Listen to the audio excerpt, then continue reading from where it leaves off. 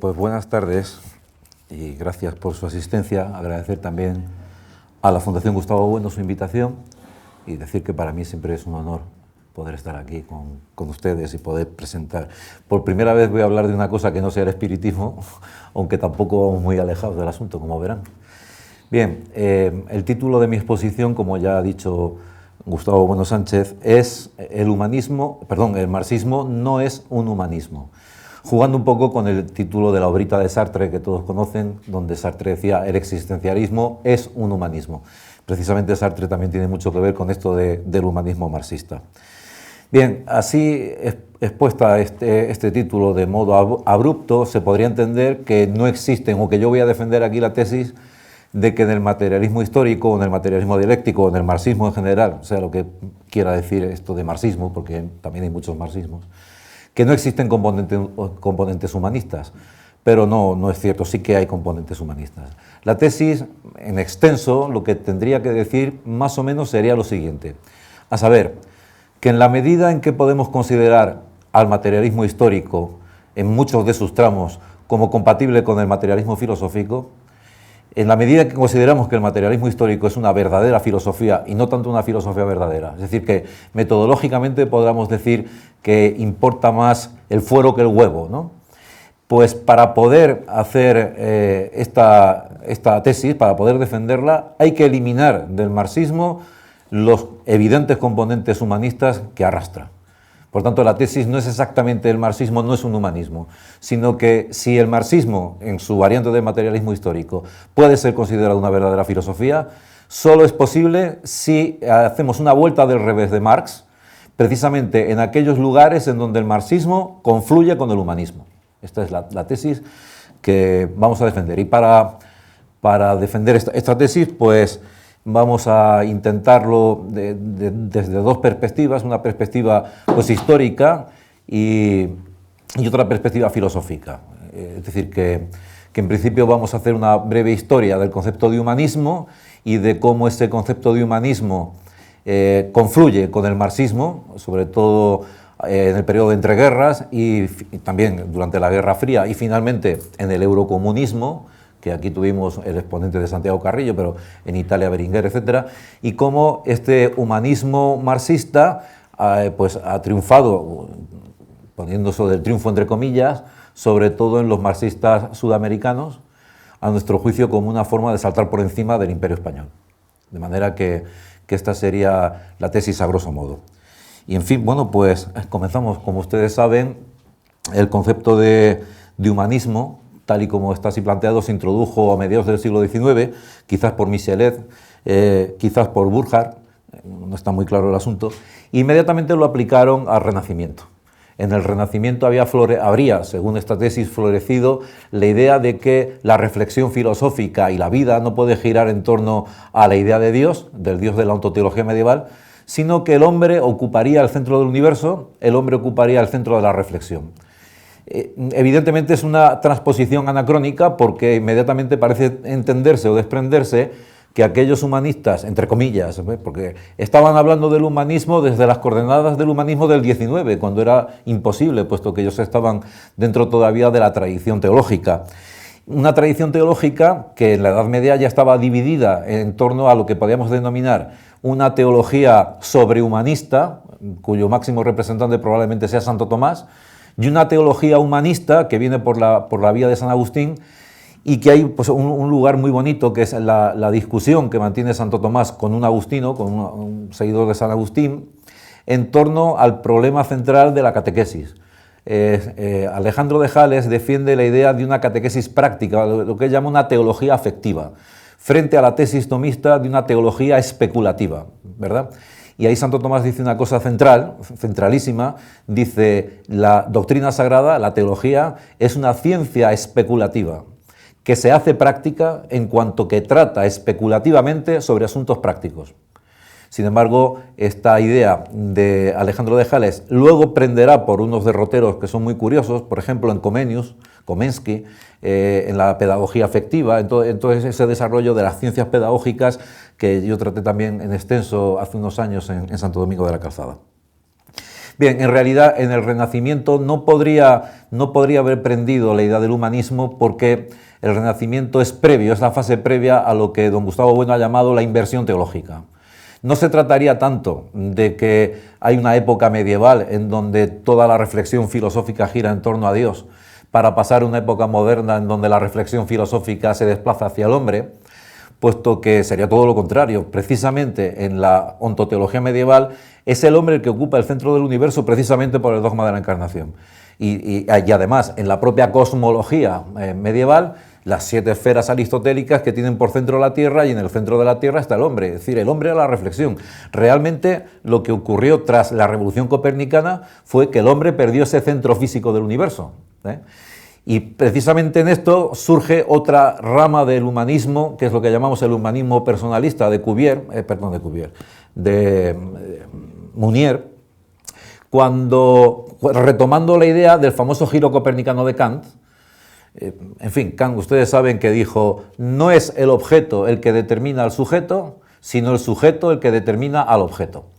Y esto algunos lo consideran como el origen epistemológico de la ciencia moderna, como la revolución copernicana, cuando en realidad, como indica Bertrand Russell y Gustavo Bueno, lo que allí se estaba dando era una contrarrevolución tolemaica, realmente.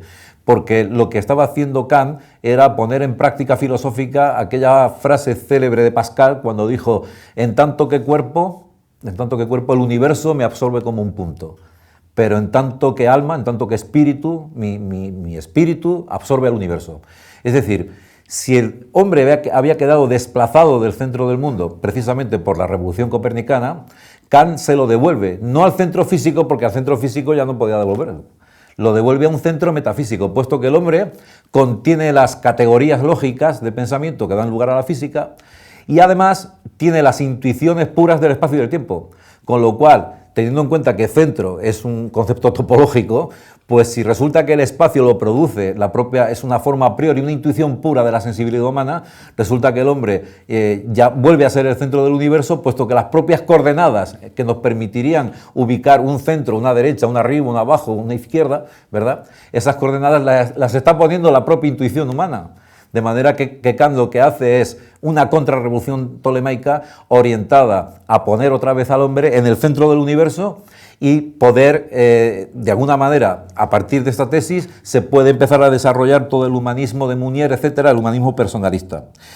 Bien, otro jalón fundamental del humanismo muy posterior al Renacimiento es, como decía Engels, el ateísmo cortés de los ilustrados franceses, el deísmo, ¿verdad? El deísmo, la creencia en el Dios de la razón, en el Dios de los filósofos, ¿verdad? Aquel en el que no creía Pascal, porque Pascal decía que creía en el Dios de Isaac, de Abraham y de Jacob, en un Dios personal, no en un Dios cuya idea, Gustavo Bueno decía que era la de un decaedro regular, porque los diferentes conceptos que forman esa idea lo destruyen, ¿verdad? Pues evidentemente en el Renacimiento esto no podía existir. De manera que esta idea de que el humanismo comienza con Vico o con Erasmo, etcétera, con los pensadores del Renacimiento, pues es un anacronismo. Es como por ejemplo, cuando se habla de la cultura y refieren la idea de cultura, pues la última cosa que se me ocurre ahora mismo fue que yo estaba haciendo zapping por televisión y vi una serie que se llamaba Toledo, donde aparecía Alfonso X el Sabio.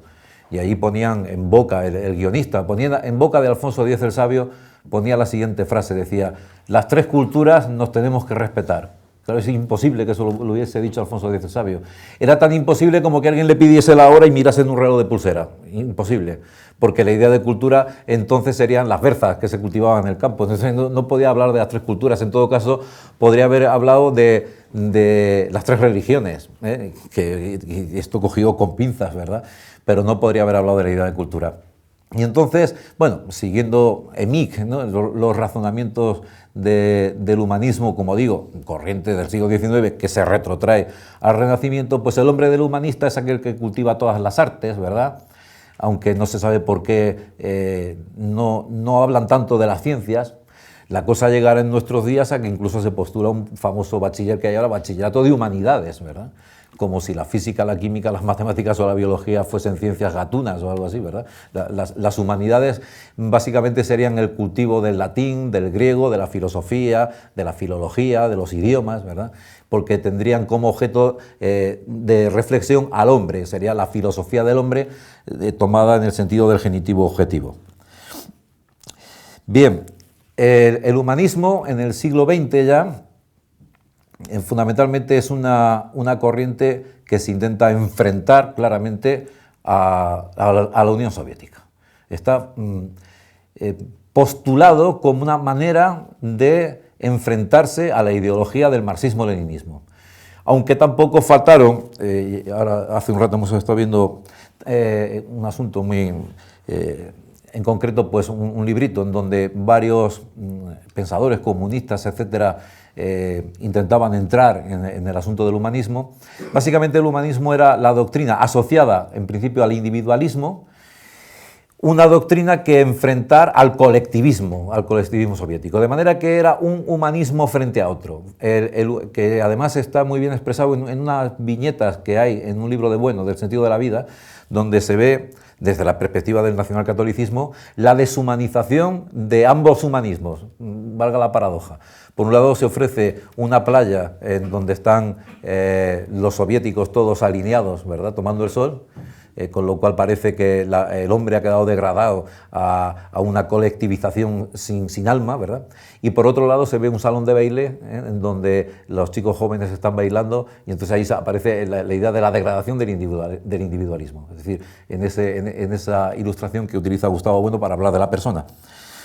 Bueno, y durante el siglo XX el humanismo se desarrolla a partir de varios manifiestos, concretamente el Manifiesto Humanista de 1933, otro en 1977, otro en 1988, otro en el año 1999, fíjense ustedes, 33, 77, 88, 99, es una cosa muy curiosa.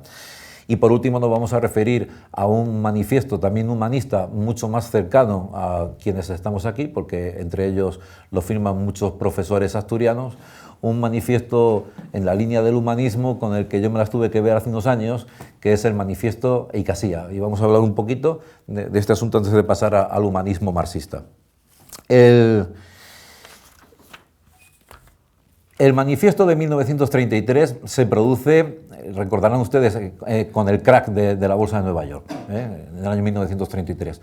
3 años antes del ensayo general, según dicen algunos, de la Segunda Guerra Mundial, que supuso la Guerra Civil Española, donde los 3 imperios realmente existentes, el imperio soviético, el imperio nazi y el imperio capitalista norteamericano, o como progresión del imperio inglés, pues estaban luchando por el dominio del mundo. En el año 33 ese manifiesto es curioso porque quizás por miedo a la Unión Soviética o quizás porque parecía que los éxitos de la revolución eran innegables, en ese manifiesto se aboga por una economía planificada. Es lo que más es chocante ese manifiesto. Es precisamente la época de Sartre, es la época de Mondolfo, es la época en donde ya aparece el humanismo marxista, ¿verdad? Era como si ese manifiesto tuviese en cuenta que todos estos pensadores, todos estos filósofos de la década de los 30 y los 40 eran receptivos a la ideología del humanismo, ¿verdad?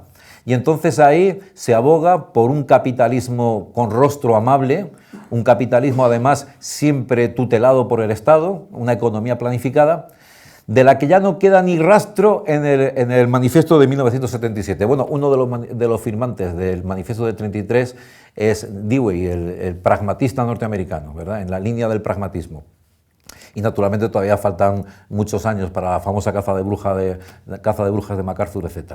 Bueno, el del año 77, sin embargo, ya quizás porque el sistema soviético empezaba a resquebrajarse, en el año 77 el manifiesto directamente ya habla va contra el marxismo-leninismo, absolutamente en contra del marxismo-leninismo.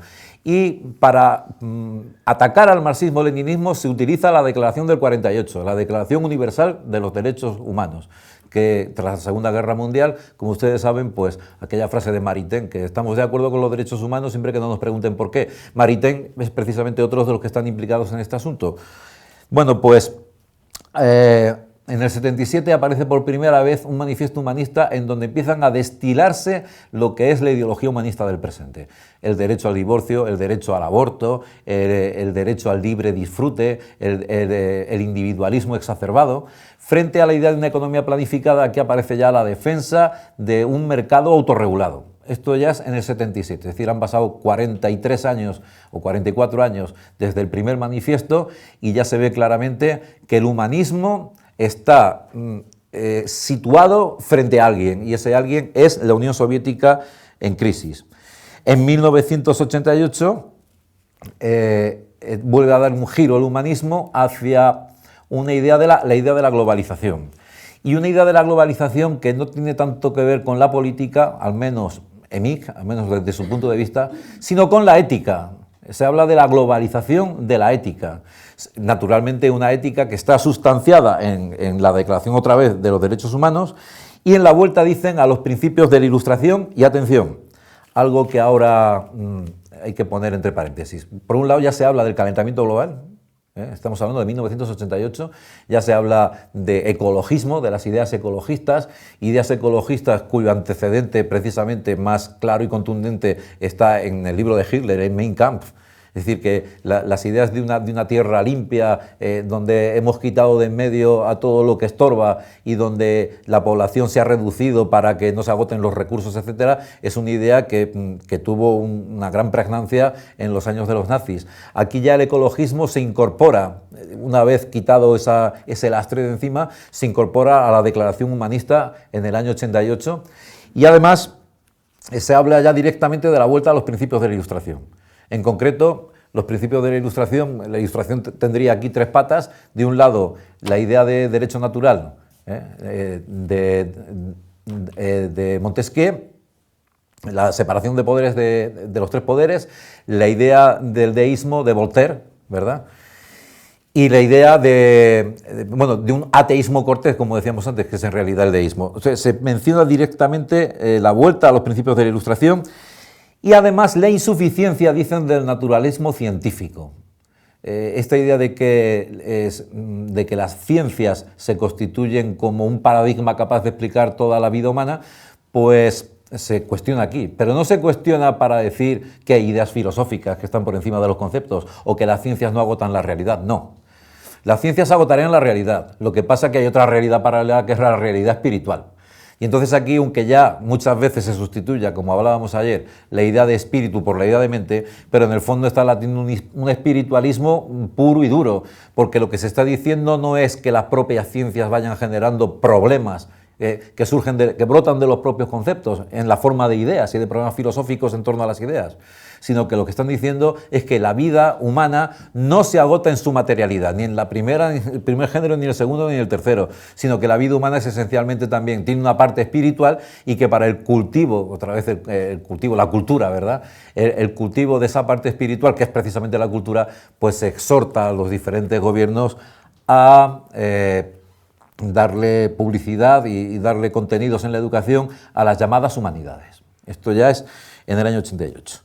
Llegamos a la última de los manifiestos humanistas, que es el de 1999, que se publica en el 2000 en la Escuela de Chicago, que firma un conocido más o menos de esta casa, como Alberto Hidalgo, el manifiesto 2000, en donde, bueno, se puede decir aquí que la idea nueva que aparece aquí es la idea de una comunidad mundial, que esto ha dado mucho pues, para la teoría esta especulativa del mundialismo, etcétera. Bien, los principios son los siguientes, os los voy a leer, los tengo aquí apuntados, son 7 principios fundamentales los que se despliegan de este manifiesto humanista publicado en el 2000, pero hecho en el 99.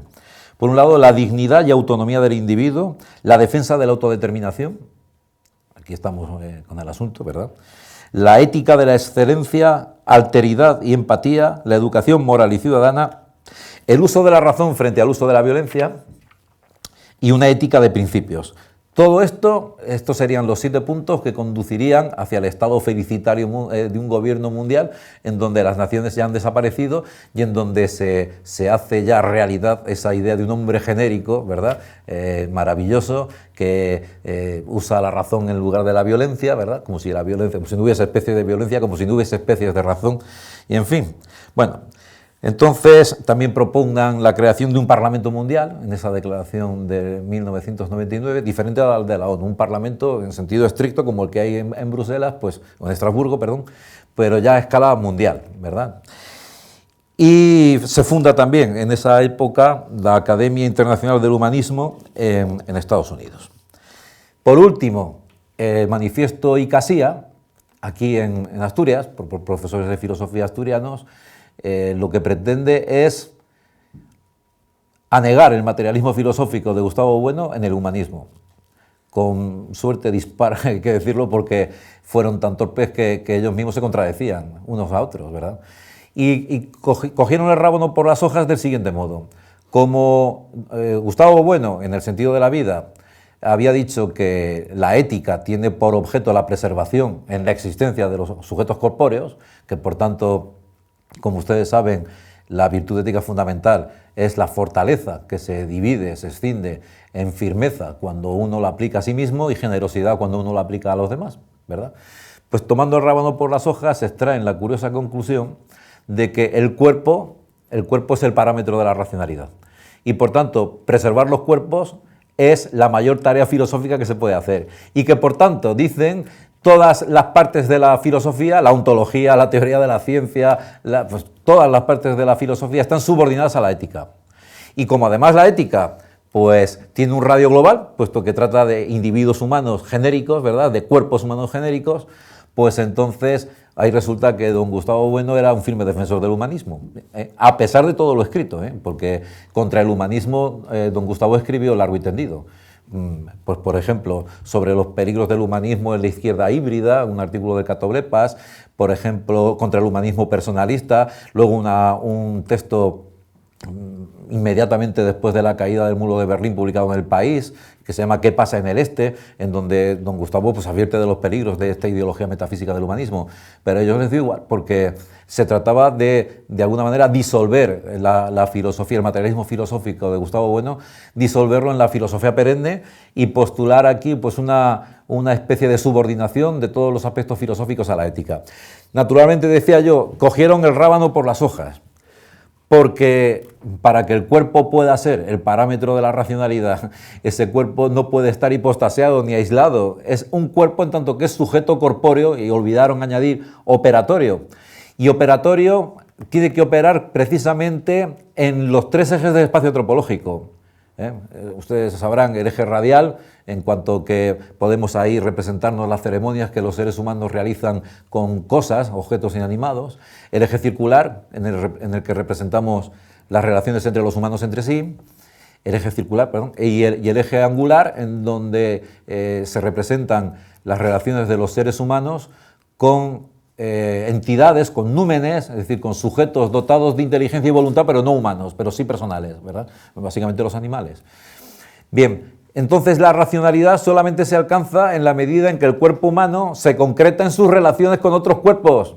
Y esto a ellos, entonces decir que el cuerpo es el parámetro de la racionalidad, pues era otra forma de espiritualismo, era sustituir el parámetro, por ejemplo, el parámetro tipo cartesiano, cuando habla del cogito, ¿verdad?, o el parámetro de estos neurólogos cerebrocentristas, cuando hablan del cerebro, creyendo que eso es una cosa materialista, pero no hay nada de materialismo, precisamente porque aquí se llega al solipsismo, a la idea de que el cuerpo está dado por sí mismo, es decir, de que, como decía Kant, de que el hombre es un fin en sí mismo, ¿verdad? Es decir, que el cuerpo es un fin en sí mismo y que no está operando con las otras realidades que le envuelven. Y la escala de la racionalidad científica y de la filosófica y de cualquier tipo de racionalidad, la escala de la racionalidad es objetiva, porque se da precisamente en la interacción de ese cuerpo con otros cuerpos. Y esto en el manifiesto Icasía no aparecía por ningún lado. Y como digo, el manifiesto Icasía era un intento muy burdo, además muy burdo, muy mal redactado y con contradicciones flagrantes, ¿verdad?, en donde lo que se intentaba era decir que en el fondo pues el materialismo filosófico también era un humanismo, ¿verdad? Y que ese humanismo ponía a la ética por encima de todas las disciplinas, decía que la ontología tenía que estar supeditada a la ética, lo cual, bueno, en principio es no haber entendido absolutamente nada del asunto, porque no es que haya una ontología y haya una ética, es que la ontología está disuelta. Quiero decir que está disuelta en los lenguajes comunes, en el lenguaje ético y en el científico. Es decir, la ontología no es una disciplina exenta, no tiene un objeto propio, sino que solamente es posible como un saber de segundo grado que presupone que la ontologización está dada de antemano. Entonces, hablar aquí de la ontología como algo separado de la ética, ¿verdad? Como si uno pudiese elegir entre la ética o la ontología, pero si es que uno no puede hablar de ética si no tiene una ontología, es que está incluida en la propia ética. Entonces, decir que el resto de disciplinas filosóficas tienen que estar supeditadas al interés ético por la salvaguarda de los derechos humanos, etcétera, etcétera, pues era un modo pues, de intentar debilitar el pensamiento del materialismo filosófico, adaptándolo a sus coordenadas, unas coordenadas armonistas y espiritualistas que pretendían camuflar con apelaciones a conceptos propios o neologismos acuñados por Bueno, como diciendo, bueno, pues en el fondo aquí estamos utilizando el arsenal del materialismo filosófico, solo en apariencia. Tengo que decir que nunca me contestaron a la respuesta que les di, y a día de hoy siguen sin hacerlo, no espero que lo hagan, ¿verdad? Bien, llegamos ya al asunto, el humanismo marxista, vamos a entrar. Los intentos para hacer que el marxismo se viera como un humanismo. El principal, hay muchos, pero el que yo he elegido para que puedan ver por dónde van los tiros es a Mondolfo. Mondolfo es un filósofo italiano emigrado a Argentina, ¿verdad? A ver si encuentro la cita de Mondolfo. ¿Dónde coño está la cita de Mondolfo? Emigrado a Argentina y también Norberto Bobbio, otro de los marxistas humanistas. La tesis que defienden es que en el fondo el marxismo es un humanismo y que un humanismo que nosotros no negamos que lo haya, que lo hay en sentido aureolar. Es decir, el hombre no estaría dado tanto al principio como al final. Tras el proceso de caída en la lucha de clases, ¿verdad? Tras la revolución socialista, con el paréntesis del Estado comunista, se llega a la patria final de la humanidad, que es el comienzo de la historia, frente a la prehistoria anterior, el comienzo de la historia del hombre nuevo, del hombre socialista, y entonces ahí aparece el género humano. El género humano aparece dado al final como una entidad suficiente que desborda los estados, que desborda. Bien, dice, por ejemplo, no encuentro la cita.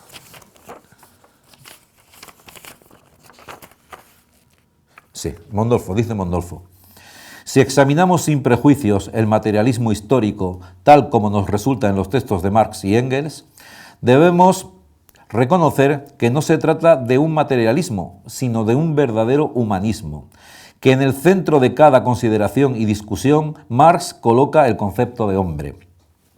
Es un humanismo realista, que trata de considerar al hombre en su realidad efectiva y concreta. Trata de comprender la historia como una realidad producida por el hombre a través de su actividad, de su trabajo, de su acción social. A través de este trabajo y de esta acción social, el hombre se va desarrollando como efecto y causa de toda la evolución histórica.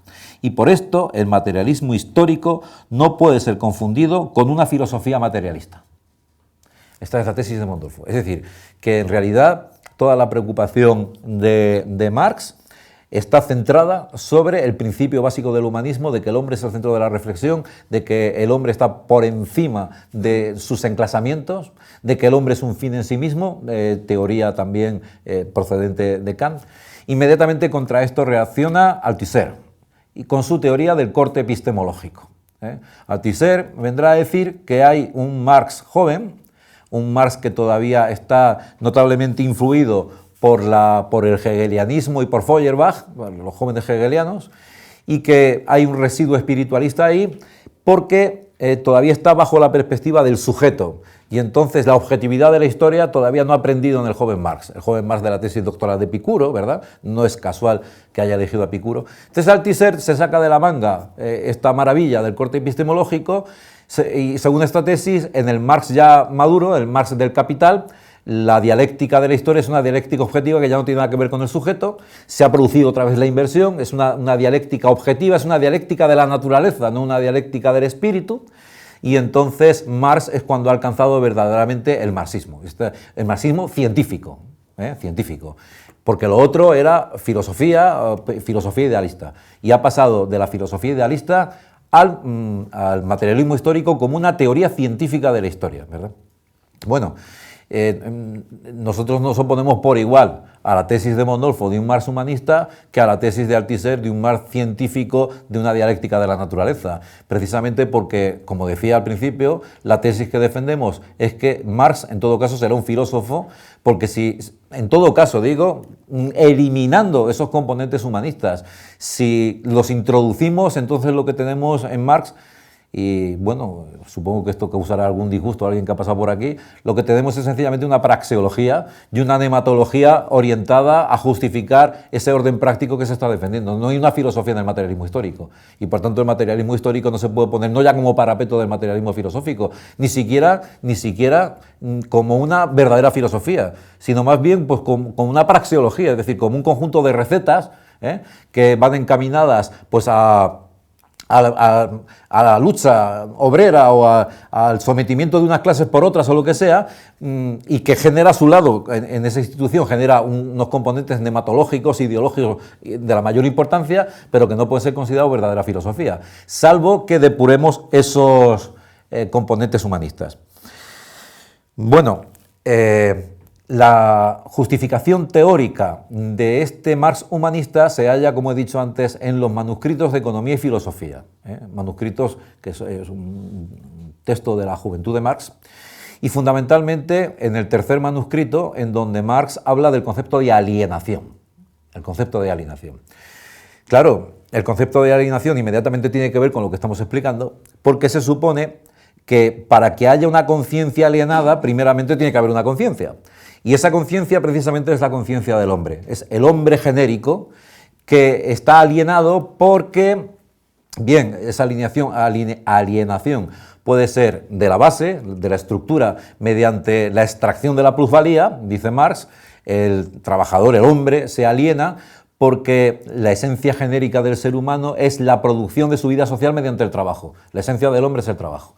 Entonces, el empresario, mediante la plusvalía, arrebata el producto del trabajo al obrero, y entonces lo que tendría que ser un modo para que la esencia humana se realizase dentro de la historia, que es la propia actividad productiva de los seres humanos, se convierte en un medio para que el obrero se aliene respecto del producto de su trabajo. Bueno, esto no hay quien lo entienda, O sea, yo lo digo ya así con claridad, porque esto no hay quien lo entienda. O sea, resulta que yo soy pintor y pinto un cuadro, y si lo vendo estoy alienado porque me están pagando un dinero por el cuadro que he pintado, pero si no lo vendo me muero de hambre. Entonces no sé exactamente en qué consiste la teoría de la alienación y la teoría de la plusvalía, pero en fin.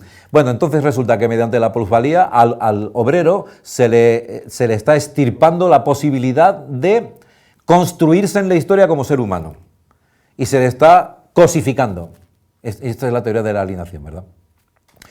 Naturalmente, para justificar ideológicamente esta alienación basal, pues se recurre a la idea de una alienación en la superestructura, la idea de que la religión, la filosofía, el arte, la ciencia y todos los rasgos de la cultura objetiva, pues están hechos en función, o el propio Estado, con su poder judicial, el legislativo y el ejecutivo, son una superestructura, es decir, un epifenómeno, una floración que emerge para justificar ese robo primigenio que tendría su origen en la apropiación individualista de los medios de producción, según la famosa tesis de Morgan, y entonces, pues, para justificar ese robo se edifica toda una superestructura ideológica en donde también vemos actuando a la alienación.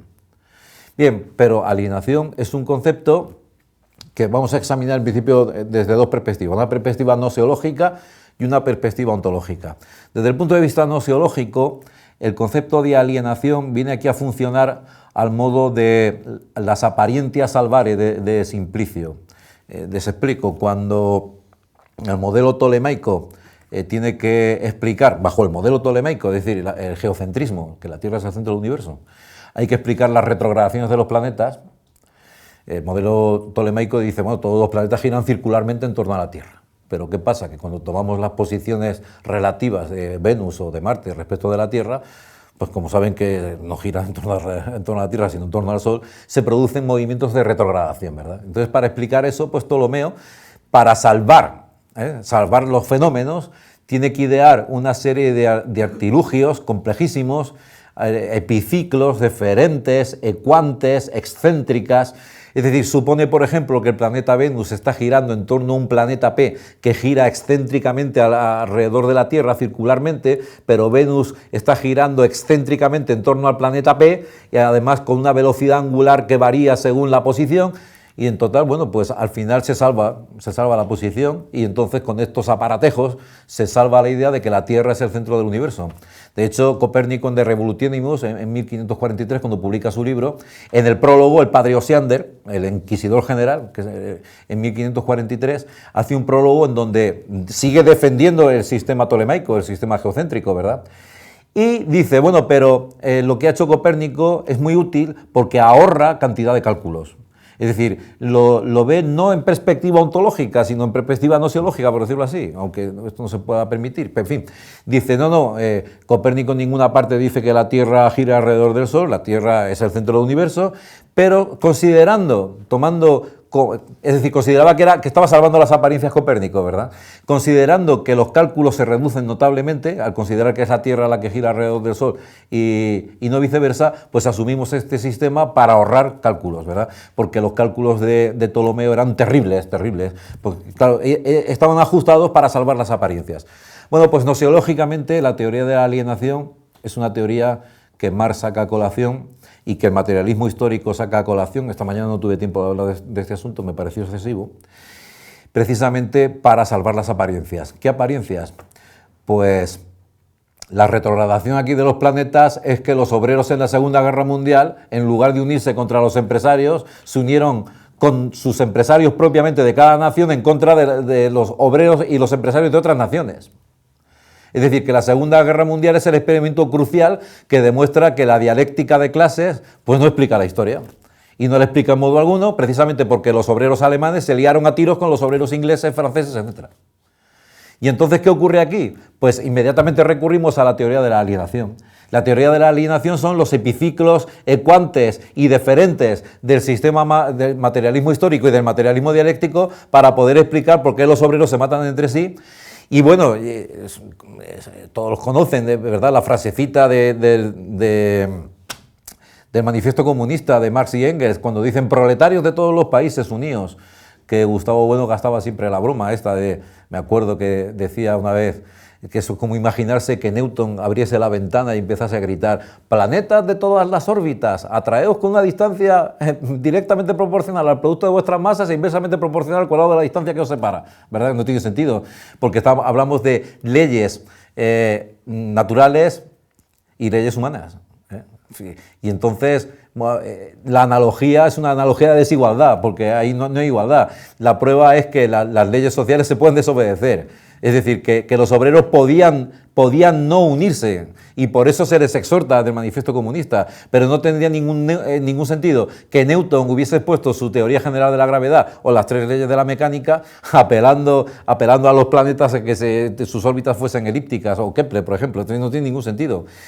Son dos contextos que nosotros denominamos alfa y beta operatorios, y en el contexto beta operatorio no cabe esta apelación. Entonces, si Marx y si el materialismo histórico había considerado como una ley determinista de la historia, que finalmente los obreros acabarían haciendo la revolución y convirtiéndose en la clase universal, con lo cual ya comienza la historia de la humanidad.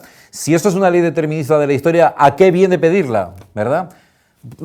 ¿Por qué la pides? Evidentemente no tiene ningún sentido. ¿Cómo podrían no unirse si es una ley determinista? Es decir, ¿cómo podrían los planetas no tener órbitas elípticas alrededor del Sol? ¿Cómo podrían los obreros no unirse si esto es una ley determinista de la historia según el materialismo histórico? Pues aquí aparece el epiciclo, porque están alienados. Como están alienados, pues no se cumple el asunto. Ya, pero esto lo tienes que volver a explicar otra vez, ¿verdad? Porque seguimos sin entenderlo, pero poner una ley determinista. El concepto de alienación, que tiene un correlato positivo en las ciencias jurídicas, alienación básicamente es el enajenamiento o extrañamiento. Es, pues eso, cuando uno no puede pagar el coche y se lo embarcan, eso es la alienación de bienes de toda la vida, en un contexto positivo.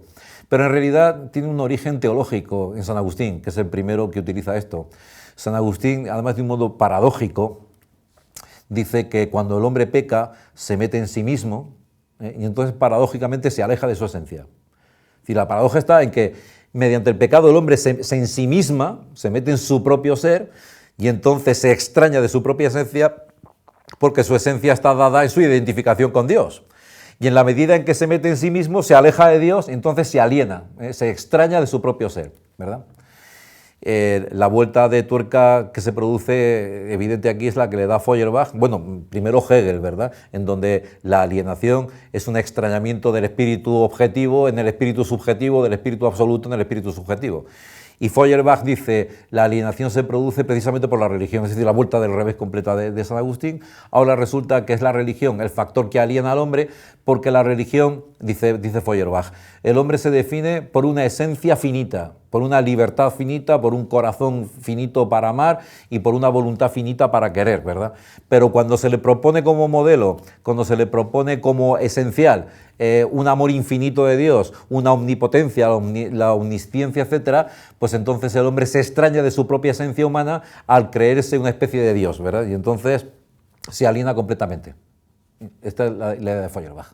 Y finalmente Marx, pues dirá esto de la plusvalía. Pues bien, en esta teoría de la alienación se sustenta la idea de Mondolfo, de Erich Fromm, de Marcuse, de Garodí, que por cierto se convirtió al Islam, el cual tiene bemoles, de un marxismo humanista, que prosiguiendo en el tiempo, pues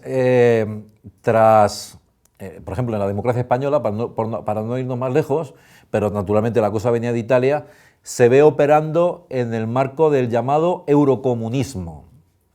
Cuando ya la Unión Soviética aparecía en el horizonte con cierta debilidad, ya no se percibía esa inmensa fortaleza imperial que podía exhibir la Unión Soviética tras la victoria en la Segunda Guerra Mundial y años posteriores.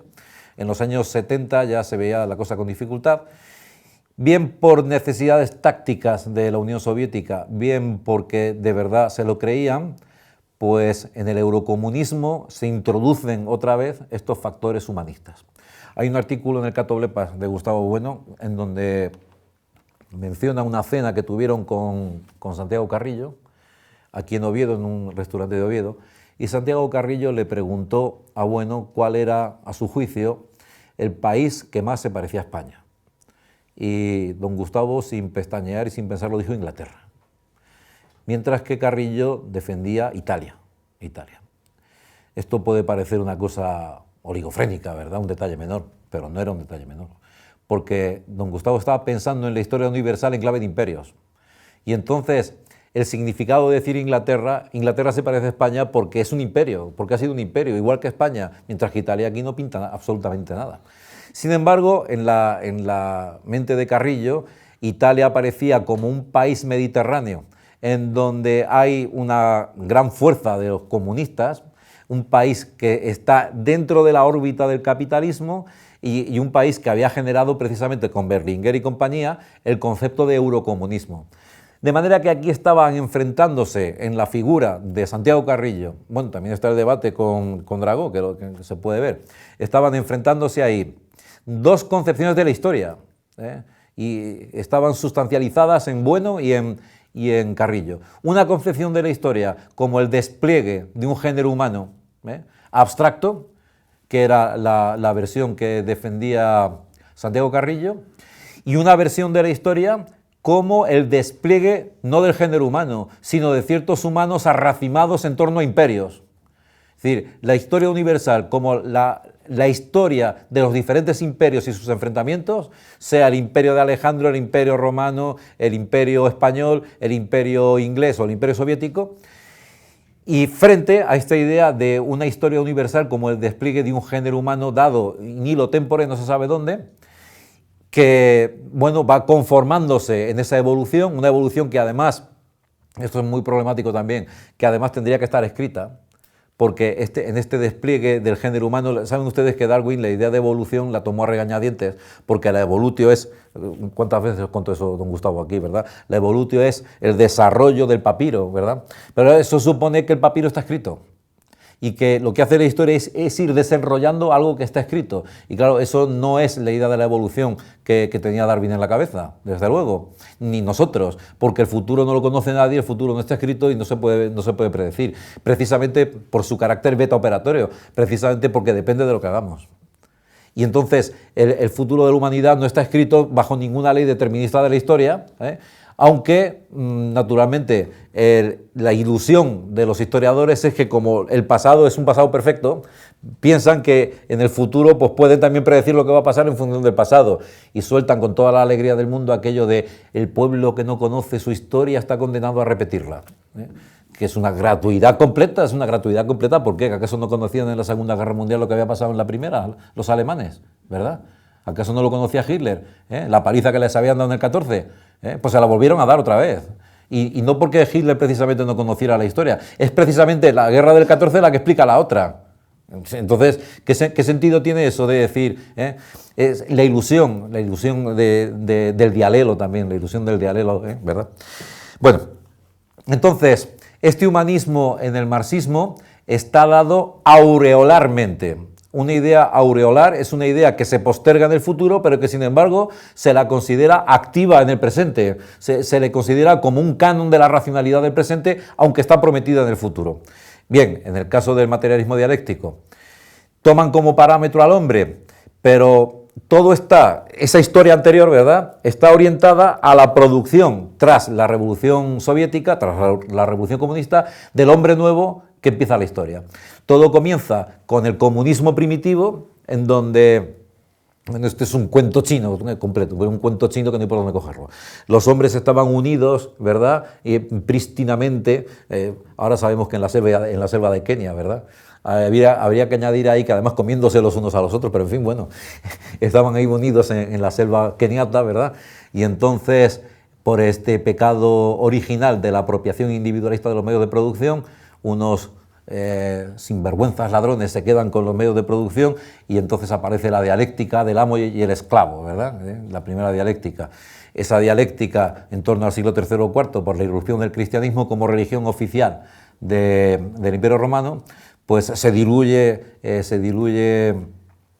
esclavismo y aparece la dialéctica del señor y el vasallo, ¿verdad? La dialéctica medieval del señor y el vasallo, que luego, pues, tras la irrupción de la burguesía que se habría producido por la acumulación de excedentes a partir del siglo XIII, y por la peste negra que se cargó a 2/3 de la población europea, ¿verdad?, y que permite la acumulación de excedentes, la aparición del comercio, aparece la nueva figura del comerciante, del burgués, y aparece la dialéctica entre el burgués y el noble, que finalmente se convertirá con la llegada del capitalismo en la dialéctica entre el capitalista y el obrero, y finalmente, en esta ley de la historia determinista, pero claro, aquí ya estamos proyectando, es decir, aquí ya hemos llegado al momento en que la ilusión del historiador se proyecta hacia adelante, no hacia atrás. Entonces, la dialéctica del obrero, del proletario y del capitalista culmina con las revoluciones socialistas, con la dictadura del proletariado como fase parcial y finalmente culmina en el anarquismo. Y no se pueden negar estos componentes humanistas y anarquistas que están dados en la filosofía marxista y están en el materialismo histórico y están en el materialismo dialéctico y no se pueden negar. Por mucho que algunos se empeñen en que el materialismo filosófico es una suerte de extensión del materialismo histórico. No precisamente, y ahora vamos a entrar en el asunto, porque el materialismo filosófico es precisamente la vuelta del revés. Y precisamente en estos lugares en donde el materialismo histórico confluye con el ideal humanista. Bueno, entonces, una vez que se llega al fin de la prehistoria de la humanidad, pues ya comienza ese estado feliz en donde se ha cerrado el círculo primigenio, ¿verdad? Se ha cerrado el círculo primigenio, volvemos a un comunismo que ya no es un comunismo primitivo, ya es un socialismo final, la etapa final de la humanidad, y ya pues nos vamos a dedicar a conquistar otros planetas, o no se sabe muy bien, ¿verdad? Es una teoría, por tanto, del fin de la historia. Teoría de ese hombre nuevo que también el capitalismo la tenía. Recordarán ustedes el libro de Francis Fukuyama de 1993, El fin de la historia se llamaba, en donde Fukuyama, tras la caída de la Unión Soviética, dijo, bueno, no, la teoría sobre el futuro de la humanidad, quien la tenemos somos nosotros, la historia se ha terminado. Ahora lo único que podemos esperar es que a escala planetaria la democracia de mercado pletórico, ¿verdad?, se vaya imponiendo, y entonces pues que ya toda la humanidad esté unida, pero no en el comunismo, ni en el socialismo, ni en el anarquismo, ¿no?, sino en la democracia capitalista. Entonces todo el mundo ahí en su casa consumiendo televisión, vídeos, internet, y tan entretenida con el sexo, el turismo y el deporte, ¿no? Y entonces esto es el fin de la historia, ¿verdad? No contaba Fukuyama, de hecho se escondió una temporada, no contaba con los moritos estrellando aviones en las Torres Gemelas, ¿verdad? En el 2003 el libro de Fukuyama desapareció completamente, pero coño, que se acabó la historia, no, es que empieza otra peor, ¿eh? Porque todavía con la Guerra Fría, aquello que decía, bueno, que la bomba atómica ha hecho más por la paz que todos los grupos pacifistas del mundo, esa escalada del terror de ambos bandos, la idea de que ambos se podían destruir mutuamente, generaba un equilibrio, ¿verdad? Lo que pasa es que ambos bandos también estuvieron alimentando una bestia dormida que había por ahí, ¿verdad? El uno contra el otro, unos en Afganistán, otros en Siria, alimentando a la bestia islámica. Y bueno, pues la historia ahora ya es mucho más confusa y no sabemos muy bien lo que puede pasar, ¿eh? Se podía sospechar en los años 70 y 80 que ni rusos ni americanos iban a lanzar la bomba atómica. Yo no me atrevo a decir lo mismo de Irán. Si Irán tuviese la bomba atómica, con ese gnosticismo, ¿verdad?, de que el mundo es una mera apariencia y que, bueno, al fin y al cabo es el catarismo, ¿verdad?, islámico. Los cátaros iban asesinando a los niños en las cunas para que no pecaran, ¿verdad? Pues que algún ayatolá, quién sabe, o en fin, que decidiera lanzar la bomba atómica. Pero en fin, ahí está Israel, que no creo yo que permita demasiadas alegrías al respecto. Bueno, bien, entonces vamos a ir entrando ya en análisis filosófico crítico de este asunto. Por lo que se refiere al humanismo, vamos a ver, aquí durante mucho tiempo estuvo en 2016 y en 2015 también me parece, don Gustavo hablando del embrollo del hombre. Es un embrollo completo, vamos. Lo que él vino a demostrar, quiero decir, no fue aquellas lecciones que yo he visto hasta la saciedad, no estaban orientadas tanto a aclarar como a mostrar la confusión inherente que hay en torno al hombre. Es que no sabemos qué es el hombre. De hecho, no hay un humanismo, sino muchos humanismos. Esta mañana me acordaba yo de uno de esos humanismos, el de John Zerzan, al que también le perjudicó mucho el atentado a las Torres Gemelas, porque acababa de sacar el libro de El malestar en la cultura y se iba a publicitar el libro, y en ese momento llegaron los moritos y estrellaron los aviones y aquello se olvidó completamente. Bueno, pues John Zerzan, en su libro El malestar en la cultura, propone como arquetipo del humano nada menos que al hombre del Paleolítico, al hombre anterior a la revolución neolítica, anterior a la revolución de la agricultura, ¿eh? Él considera que la caída en el pecado se produce cuando el hombre deja de ser cazador-recolector, y lo que propone es la vuelta de las sociedades humanas al buen salvaje, una tesis que no es nueva. Es una tesis que, como todos sabrán, defendió Juan Jacobo Rousseau, la tesis del buen salvaje, de que al hombre lo dejas en la naturaleza y entonces pues ahí aparecen las 10.000 maravillas, es magnífico, y que es la cultura la que lo corrompe, ¿verdad? Yo a Rousseau lo hubiera puesto a trabajar en un centro de secundaria para que se enterara de lo que es la naturaleza humana, vamos, por favor. Déjalo a su libre albedrío, lo que te sale ahí es un criminal, vamos, ríete tú de los nazis. Pues en fin, saben que a esa doctrina inmediatamente otro prototipo de hombre, que es el de Hobbes, siguiendo la tradición de Plauto, homini lupus homine, el hombre es un lobo para el hombre es malo por naturaleza. Aquí el ideal de hombre es el hombre que ha sido domeñado por la cultura. O sea, ya tenemos dos humanismos, el humanismo, digámoslo así, naturalista, o el humanismo que considera que el hombre es bueno por naturaleza, y que es la teoría del buen salvaje, que está, por ejemplo, pues en la literatura Tarzán, ¿verdad? Tarzán pues, es una cosa maravillosa, lo ha creado una mona y es magnífico. Y bueno, está también en la lectura, una lectura oscurantista del mito de Adán y Eva, que se puede hacer también, porque el mito de Adán y Eva, a mi juicio, es un mito neutro, tiene un componente luminoso, en cuanto que viene a decir que el hombre peca originalmente, que es pecaminoso, pero por otro lado tiene la interpretación oscurantista al ver que Adán y Eva estaban en el paraíso terrenal, tenían ciencia infusa, no se tenían que molestar por nada y aquello era, vamos, aquello era jauja, ¿verdad? Bueno, entonces, ¿a qué hombre estamos apelando? ¿Al hombre de Rousseau o al de Hobbes, verdad?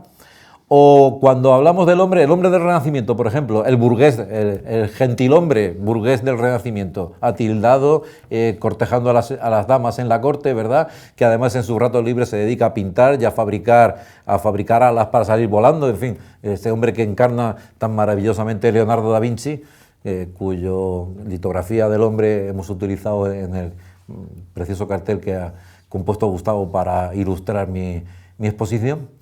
Bueno, entonces ese es el hombre, ese es el prototipo del hombre, el hombre renacentista. Todavía hay algún pedante de vez en cuando en nuestro siglo que se define como hombre del Renacimiento. Digo esto porque hace poco pues a un paisano mío lo entrevistaban en un periódico y el hombre se decía, yo soy un hombre del Renacimiento, lo que eres más tonto que hecho de encargo, vamos. Pero en fin, aparece como un modelito ahí, ¿verdad? Todo me interesa, nada humano me es ajeno, aquella frase de Terencio, ¿verdad? O el hombre es la medida de todas las cosas, de Protágoras. Lo que pasa es que Protágoras, por cierto, claro, Protágoras no lo decía en el sentido del humanismo, ni Terencio tampoco. Protágoras lo decía en el sentido del principio antrópico, en el sentido no que el hombre sea la medida de todas las cosas, sino que el hombre inventa las medidas para el mundo, que el mundo está dado a escala antrópica, es lo que estaba diciendo Protágoras. Y en cuanto a Terencio, pues esto también lo explicó don Gustavo alguna vez, que Terencio en realidad lo que era un cotilla, que se quería interesar por lo que hacían los demás y decían, bueno, ¿a ti qué te importa? Decían, nada humano me es ajeno, ¿verdad? Porque quería enterarse con quién se acostaba a la vecina, en fin, ese tipo de cosas, Pero entonces estos hombres del Renacimiento actuales, ¿verdad?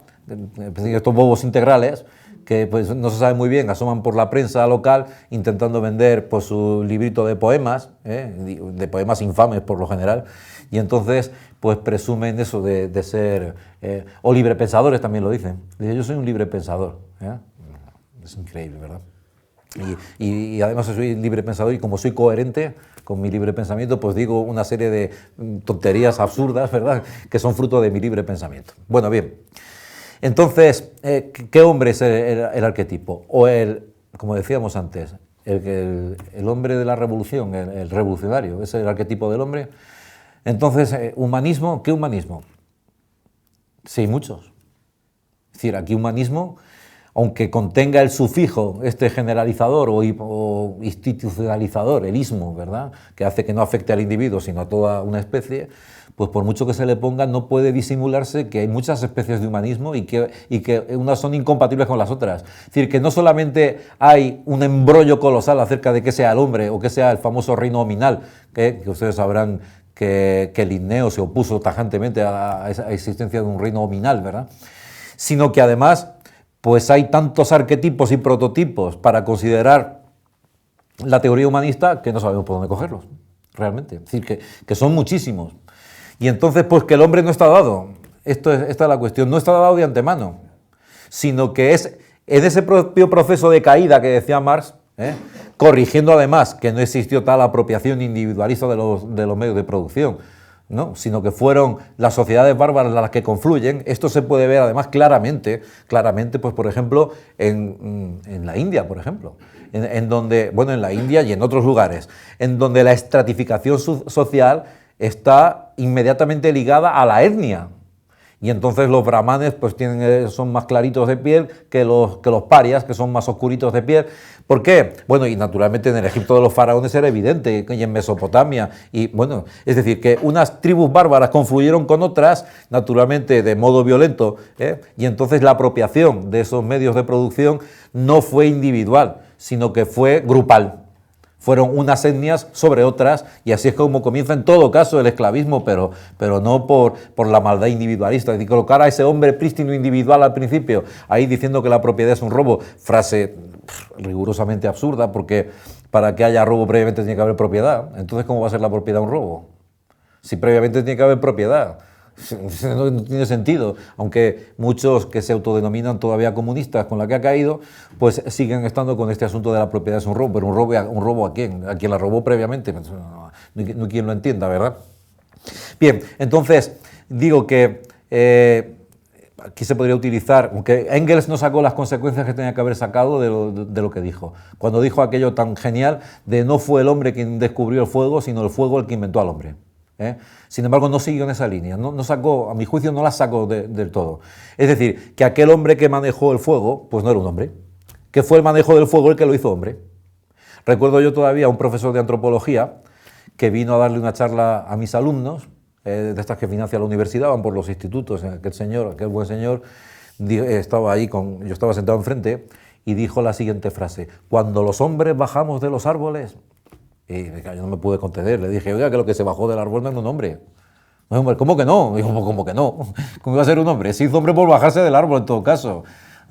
Bueno, y luego seguía la cosa con lo del asombro, ¿no? Al bajarse del árbol se asombró, decía, se asombró de ver el mundo. Coño, pues más asombrado tendría que estar arriba, porque abajo no veía nada. Y encima si andaba a cuatro patas, es increíble, ¿verdad? Entonces, es el dialelo, dar por supuesto que aquello que se bajó del árbol, el australopiteco o lo que fuera, que era ya el hombre prístino, ¿verdad? Que entonces comienza ya a desplegarse a lo largo de la historia, que es un cuento chino, como decía antes. Decía de que los hombres unidos en ese hombre prístino y se van esparciendo, las razas de Caín, ¿verdad? Las razas de Caín, se van esparciendo por todo el orbe, se van diferenciando, el mito de la Torre de Babel, donde se confunden las lenguas, y entonces esta es la caída, es la separación de los hombres. Y luego aparece la socialdemocracia, y empieza otra vez a unir a los hombres con la fuerza telúrica de la solidaridad. ¿Estamos? La solidaridad hace que estos que están tan dispersos, ¿verdad?, los hombres que se han dispersado por todo el planeta, empiezan a unirse en pequeños grupos solidariamente, ¿verdad?, y otros solidariamente con otros, y al final la solidaridad universal, ¿verdad? Y entonces ya recuperamos otra vez el género humano que estaba dado al principio, vuelve a estar dado al final y se cierra el círculo. En su versión cosmológica, pues es la teoría del Big Bang y del Big Crunch. Al principio todo el universo estaba condensado en un punto, ¿verdad? No te preguntes de dónde salió el punto. Le preguntas a los cosmólogos, oye, ¿y el punto ese de dónde salió? Y te dicen, bueno, pues de la tortuga esa que sujetaba el mundo, que sujetaba el cocodrilo, ¿verdad? Entonces aquello explotó y entonces se empieza a generar el universo. Llega un momento en que el universo se ha extendido tanto que ya no tiene densidad, que todas las partículas están a una distancia infinita, por tanto ya no hay energía, es un universo vacío, sin fuerza, sin luz, sin energía, y entonces comienza el Big Crunch. Una partícula se junta con la otra y empieza a ser un atractor que va uniendo a todas las partículas, entonces el universo empieza a contraerse hasta que llega otra vez al estado inicial, que vuelve a explotar otra vez y ve, pues nada, muy bonito todo, ¿verdad? Y es otra vez el cuento chino, ¿verdad? El cuento chino, que además tiene su versión, como es natural, cristiana. Los hombres, Dios mezcló la lengua, se mezclaron, cayeron en el pecado, pero luego viene Jesucristo, entonces Jesucristo salva a todos los hombres que vuelven a unirse otra vez, en fin, no se sabe muy bien si nos ha salvado o no y por qué nos ha salvado, en fin, todo esto es algo sobradamente conocido. Y entonces, lo comentábamos hace un rato, este agustinismo político está presente en el Diccionario Soviético de Filosofía del materialismo dialéctico y está presente también en el materialismo histórico, y si no quitamos de en medio ese agustinismo político, ese humanismo, no podemos considerar al materialismo histórico como una verdadera filosofía. Es decir, que precisamente la vuelta del revés del marxismo, del materialismo histórico, se tiene que dar en aquellos lugares en los cuales el marxismo, el materialismo histórico, confluye con la doctrina del humanismo. Y esos lugares, pues bueno, lo ha desarrollado ampliamente en el primer ensayo sobre las categorías de las ciencias políticas. Y luego en un artículo particular que se llama La vuelta del revés de Marx. Bien, yo voy a referirme ahora a ese artículo para ir avanzando el asunto, casi terminándolo, para no cansarles demasiado, pero lo voy a hacer desde el punto de vista del humanismo, no desde el punto de vista de la doctrina, como ha hecho Tomás hace unos días, en un extraordinario artículo, 5 tesis del materialismo histórico confrontadas con las consiguientes del materialismo filosófico, ¿verdad? Aquí mi hilo conector es el del humanismo, y se da en los tres ejes del espacio antropológico, en cuanto que esos tres ejes están reflejados en la teoría de las capas del cuerpo de las sociedades políticas. Para el que no esté al tanto, pues lo explico. Recordarán ustedes a Platón, otro Platón que para incorporarlo al materialismo filosófico pues hay que depurar muchas cosas. Por ejemplo, su teoría de las ideas, como ideas eternas. Bien, pues Platón, recordarán, cuenta el mito de los metales, ¿verdad? Dice que hay tres tipos de alma, el alma que llama fogosa, el alma concupiscible, irascible o fogosa, y el alma racional, ¿verdad? Y que cada una se ubica en una parte del cuerpo, el alma racional o superior en la cabeza, el alma fogosa o irascible en el pecho y el alma concupiscible en el bajo vientre, ¿verdad? Y dice que en cada una de esas almas predomina un metal.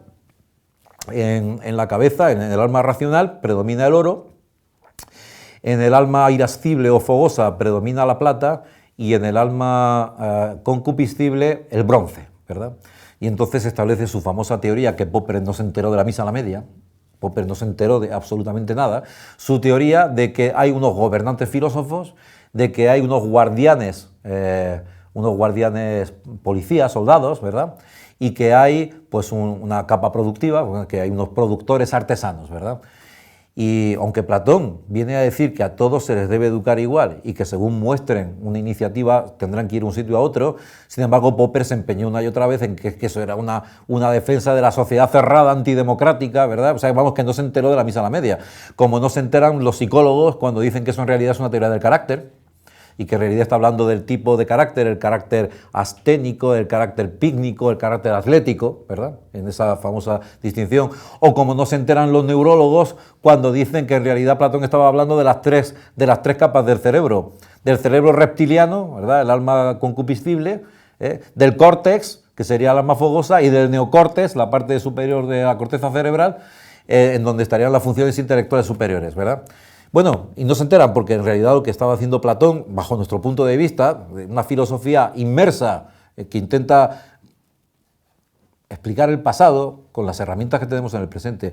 Platón estaba aludiendo a las tres capas de una sociedad política y que están en todas las sociedades políticas. Una capa basal, que es el territorio de donde esa sociedad política extrae sus recursos, que tiene que ver con el concepto de eje radial del espacio antropológico que mencionaba antes. Una capa conjuntiva, que tiene que ver con la administración de las cosas de ese territorio por parte de los hombres, que consta de los tres consabidos poderes de Montesquieu, ejecutivo, legislativo y judicial, y una corteza, una capa cortical, una corteza que defiende la capa conjuntiva y la capa basal, y esa corteza pues son los guardianes policías de Platón, ¿verdad? Son el ejército, la capa cortical de las sociedades políticas. Pues bien, la vuelta del revés que da bueno a Marx no es una vuelta del revés metamérica, metamérica, es decir, por encima de sus partes. No se trata de que Bueno le dé la vuelta a Marx y esa vuelta implique volver a Hegel, sino que es una vuelta, esto lo explica Tomás admirablemente en el artículo que mencionaba antes, sino que es una vuelta diamérica que toma en función esas partes, esas capas del cuerpo de las sociedades políticas. Una vuelta del revés que tiene que ver, en principio, con la capa basal. En segundo lugar, hablaremos de la vuelta del revés del marxismo de Marx en la capa conjuntiva y, finalmente, en la capa cortical. Por lo que se refiere a la capa basal, la vuelta del revés está en la consideración de dos conceptos clave del materialismo histórico y del materialismo dialéctico, que son los conceptos de base y superestructura, ¿verdad? Se ha explicado en el materialismo dialéctico con la metáfora arquitectónica. La metáfora arquitectónica viene a decir que la capa basal, la base, ¿verdad?, es algo así como los cimientos y la estructura del edificio, sobre el cual se sobrepone pues una superestructura que sería pues el tipo de tabiques, los cristales, las lámparas, etcétera, etcétera. Bien, esa es una metáfora que viene a sugerir que es la estructura económica la que genera un epifenómeno que le rodea, pero que se tiene que adaptar precisamente a esa base. Es decir, que muchos interpretan el famoso quiasmo de la ideología alemana de Marx no es la conciencia la que determina la realidad, sino la realidad la que determina la conciencia, lo interpretan en esta clave. No es la superestructura la que determina la base, sino que es la base la que determina la superestructura. Contra esto ya reaccionaron varios marxistas, como por ejemplo Gramsci, ¿verdad? Indicando que no, que la superestructura también influenciaba sobre la base, etcétera, etcétera. En fin, lo que pasa es que a mi juicio ninguno llegó a dar con la solución. Que la solución está en la idea de que base y superestructura son conceptos conjugados. Y conjugados además diaméricamente. Esto quiere decir que unas veces la base es esencial y la superestructura es fenoménica, pero otras veces la superestructura es la esencial y la base es la fenoménica. Y Bueno lo explicaba, como él solía, también con un ejemplo muy simple, la producción de cirios pascuales, ¿verdad? Claro, la producción de cirios pascuales es básica, ¿verdad? Tiene que ver con la base, pero ¿cómo se podrían fabricar cirios pascuales si no existe la religión católica previamente? Entonces, en este caso es la superestructura la que determina la base. También utiliza el ejemplo del petróleo, el aceite de piedra, que no tenía ningún valor hasta que se compuso el motor de explosión, ¿verdad? Y se montó el motor de explosión. Y entonces, en nuestros días podemos hablar del litio. El litio, hasta que se descubrieron las baterías de litio, el litio se utilizaba como medicamento para el tratamiento de las depresiones y de los trastornos de la conducta. Ahora el litio pues es un valor que ha, pues no sé si triplicado o cuatriplicado su precio, precisamente por las baterías de litio que se utilizaban en los móviles y tal, que ahora me parece que utilizan otras, el tungsteno, no sé qué, no estoy al tanto del progresismo tecnológico. Bueno, entonces, ¿qué tiene que ver esto con el humanismo? Pues claro, que el humanismo lo que pretendía era que la superestructura tenía el papel ahora conformador de la base. Esta es la teoría precisamente contra la que Althusser, hay que traducirlo, etcétera, pero Althusser es fino en este punto. Y se niega en rotundo a admitir la influencia de la superestructura sobre la base. En sentido absoluto, es decir, el humanismo marxista lo que viene a decir es que siempre la base es el efecto, lo interpretan como una relación de causa-efecto. Es decir, la causa es la superestructura, y esa superestructura son las humanidades, precisamente. Entonces, son las humanidades las que determinan el desarrollo económico. Esto se ve claramente, por ejemplo, en los artículos escritos por Sánchez Vázquez, que hace poco tuve yo una discusión con unos profesores cubanos, precisamente, en torno al humanismo de Sánchez Vázquez, y es prácticamente un mantra que están repitiendo hoy en día los marxistas cubanos, una vez que se ha desmoronado la Unión Soviética, como no saben dónde meterse, pues están como pidiendo auxilio, ¿verdad? Y entonces han visto en este humanismo, que en el fondo es la socialdemocracia, ¿verdad?, han visto un modo, por lo menos, de salir del atolladero, o eso creen ellos, a mi juicio erróneamente, pero eso creen ellos. Y entonces toda esta moda del indigenismo también es la idea de que las estructuras económicas van a cambiar con canciones de Silvio Rodríguez, por ejemplo. Esto se lo creen. Y entonces se reunieron en La Habana, ustedes lo recordarán, ahí convocados por el colombiano, por Juanes, ahí fueron Luis Eduardo Aute, Silvio Rodríguez, el Miguel Bosé y no sé cuántos artistas ahí haciendo llamamientos estéticos y retóricos a la paz y al amor, y con eso pues el PIB cubano creció un 20%, por lo visto, ¿verdad? Esta es la idea, ¿verdad?, contra la que el ya fallecido, por desgracia, Lasso, arremetió contra un artículo precisamente de Johanka diciendo que aquello era la vuelta al socialismo utópico, decía Lasso, y con toda la razón, porque decía esto es una mezcla de sueños, una mezcla de poesía, ¿verdad? Parece que ahora la revolución pues se va a hacer con fragmentos de José Martí, al que apelan una y otra vez, Y entonces con Martí, con Silvio Rodríguez, con Pablo Milanés y con los cantos y con los poemas y con las palomitas al viento, pues parece que el régimen cubano va a entrar en la modernidad económica. Pues a mí la cosa no me puede parecer más ridícula, ¿verdad? Y además, como he dicho antes, este humanismo iberoamericano lo que está haciendo es saltar por encima de la hispanidad, incluyendo ahí pues el indigenismo, por ejemplo, que es una cosa infumable, que no hay por dónde cogerla, en nombre de la humanidad. Es decir, la humanidad salta por encima, como si México estuviese dado ahí Nilo Tempore o Perú, etcétera. Comentaba yo con Gustavo la anécdota cuando estuvimos él y yo en México con Iván Vélez, un buen amigo, que también ha pasado por aquí varias veces, pues que nos decía un camarero con pinta de indígena, ¿Eh? En el barrio del Tepito, bueno, eso, vamos a dejarlo, ¿verdad? Va otra vez. Nos decía, no, es que cuando ustedes los españoles llegaron a México, y le dije, chus, para, a México no llegamos los españoles, que México no existía. ¿Qué coño llegamos a México, verdad? Y el hombre se quedó así mirándome y dice, pues va a tener usted razón, ¿eh? Se cayó en la cuenta, no había caído en la cuenta. Porque, claro, parecía que México es eterno, ¿verdad? Como Cataluña es eterna, entonces llegaron ahí los españoles en la Cataluña eterna, ¿verdad? Este tipo de cosas. Bien, entonces, como digo, este humanismo al que están apelando de las superestructuras, ¿verdad? Pues hay que darle la vuelta. No negamos, no niega, bueno, el materialismo filosófico, que la superestructura determine la base, pero no siempre. Esta es la cuestión, que depende, que habrá que analizar diaméricamente en cada caso la situación y, bueno, es decir, el materialismo filosófico es algo que, bueno, repetía mucho últimamente. Están las cosas, no son las ideas, ni las conexiones entre ideas, son conexiones entre cosas. Ahora bien, cosas, en tanto que esas cosas generan conceptos y en tanto que esos conceptos pues se entrelazan entre sí y producen ideas. Pero las ideas van a parar a las cosas, es decir, que aquí estamos hablando del mundo y de las cosas mismas, no estamos hablando de teorías. Esa es la cuestión, que se confunde la filosofía con la filología. Entonces, bueno, en teoría, me dicen, en teoría, coño, en teoría y en la práctica, ¿qué teoría? Si estamos hablando de las cosas mismas, ya está.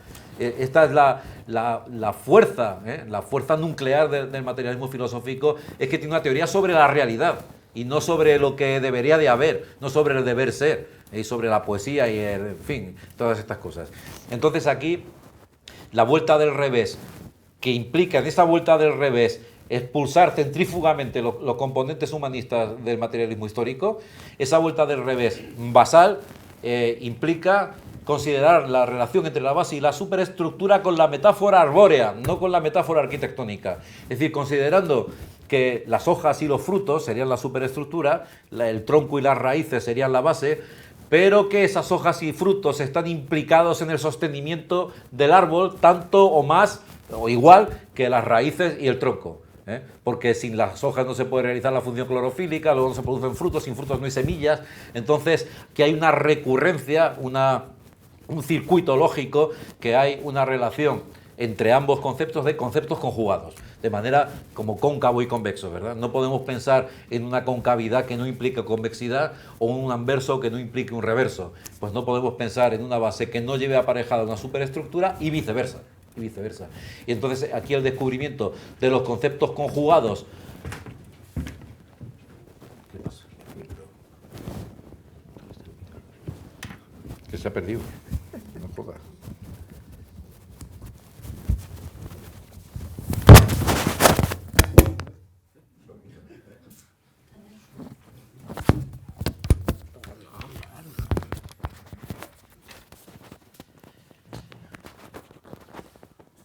La culpa la tiene ella por no ponérmelo.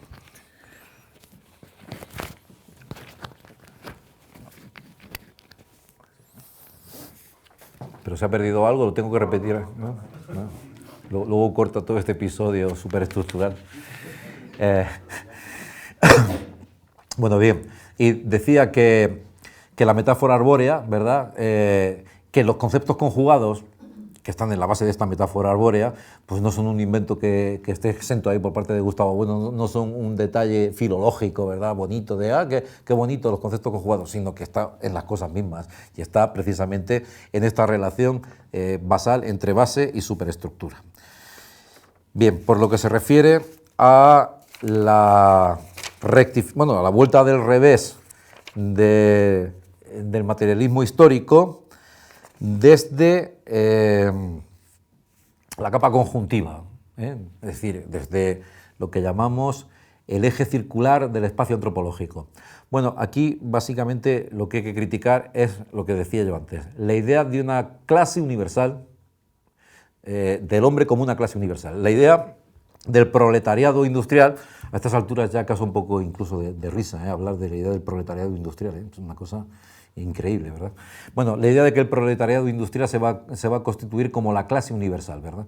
Y no solamente porque la propia historia generó entre el proletario y el capitalista miles de estadios intermedios, cosa que todo el mundo sabe, y que constituye la crítica más o menos acendrada del liberalismo al comunismo. Decir, no, pero es que no hay dos clases antagónicas, lo que hay entre el obrero que gana 500 euros al mes y el capitalista que gana 2 millones, ¿verdad? Pues hay para todos los colores, ¿verdad? Hay muchas clases intermedias que actúan como colchón, ¿verdad? En la dialéctica de clases, en fin.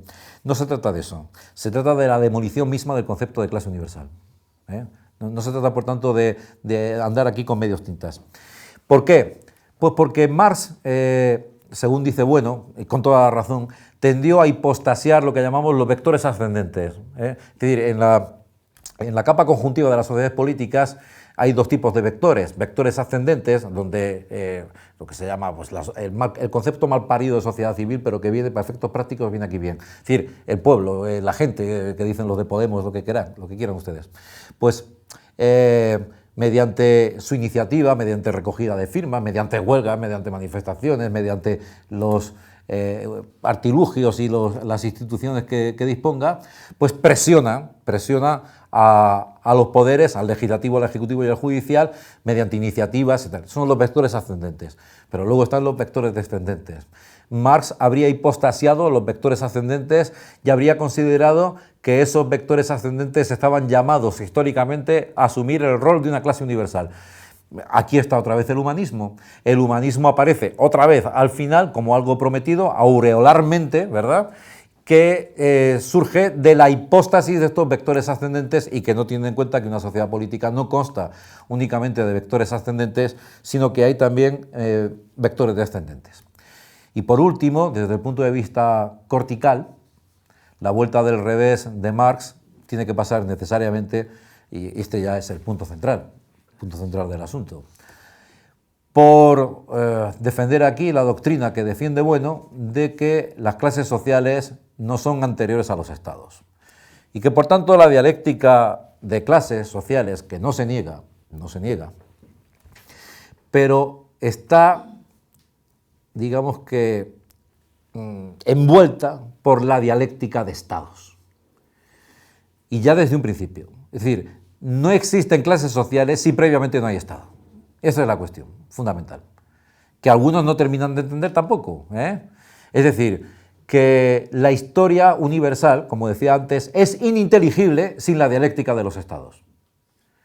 Y de estados que además aspiran a ser imperios. No solamente estados en el sentido de la nación política moderna, sino en el sentido de la nación histórica como imperios que han generado las morfologías políticas del mundo y en cuyos restos estamos navegando aún todavía. Que esta sería la clave de todo este asunto, que sin negar la dialéctica de clases, sin negar que exista, esa dialéctica de clases ha de estar siempre envuelta por una membrana que es la dialéctica de estados. Y que por tanto, pues aquí ya la fractura en la idea de hombre es total, absolutamente total, porque ya no es el hombre genérico establecido a escala metamérica, ¿verdad? Un hombre que se define por sus atributos de naturaleza espiritual, o biológica, o zoológica, o incluso por sus atributos de naturaleza corporal, como pretendían los del manifiesto Eikasía, ¿verdad? Sino que es un hombre que se define precisamente frente a otros. Y que por tanto la idea de hombre está cortada, porque no es el hombre genérico, sino diaméricamente los hombres que en su enfrentamiento mutuo, no en la armonía, sino en el enfrentamiento mutuo, van generando las morfologías políticas del presente, y que por tanto no hay armonismo por ningún lado, ni en ninguno de los ejes del espacio antropológico, y que por tanto esta idea del diálogo frente a la violencia y tal, pues no se sabe muy bien lo que quiere decir. Querrá decir también pues aquello que referíamos antes de las cancioncitas y ese tipo de cosas, ¿verdad? ¿Por qué? Pues porque el conflicto no se da a escala de la voluntad de los individuos, ni se da a escala de la mala fe, en el sentido sartriano, por ejemplo, sino que el conflicto es objetivo, que el conflicto está dado, y dado históricamente, y además tampoco tiene por qué acabar nunca. Esta es la cuestión, porque los intereses de uno chocan con los de los otros, o peor aún, porque dos bloques tienen los mismos intereses. Véase en China y Estados Unidos el predominio del control del comercio mundial. Entonces los dos quieren lo mismo. Y entonces, claro, no puede ser. Como los dos quieren lo mismo, no se trata de disparidad de pareceres, se trata de que los dos están de acuerdo. Aquello que mencionaba, bueno, en España frente a Europa, de mi primo Francisco I y yo, decía que estamos siempre de acuerdo, los dos queremos Milán, los dos queremos Milán. Entonces, aquí la dialéctica de estados no se puede soslayar. Bien, vamos a ir acabando ya. Muy bien de tiempo, ¿no? Bien, en nuestro presente, ¿por dónde podemos encontrar el humanismo metafísico?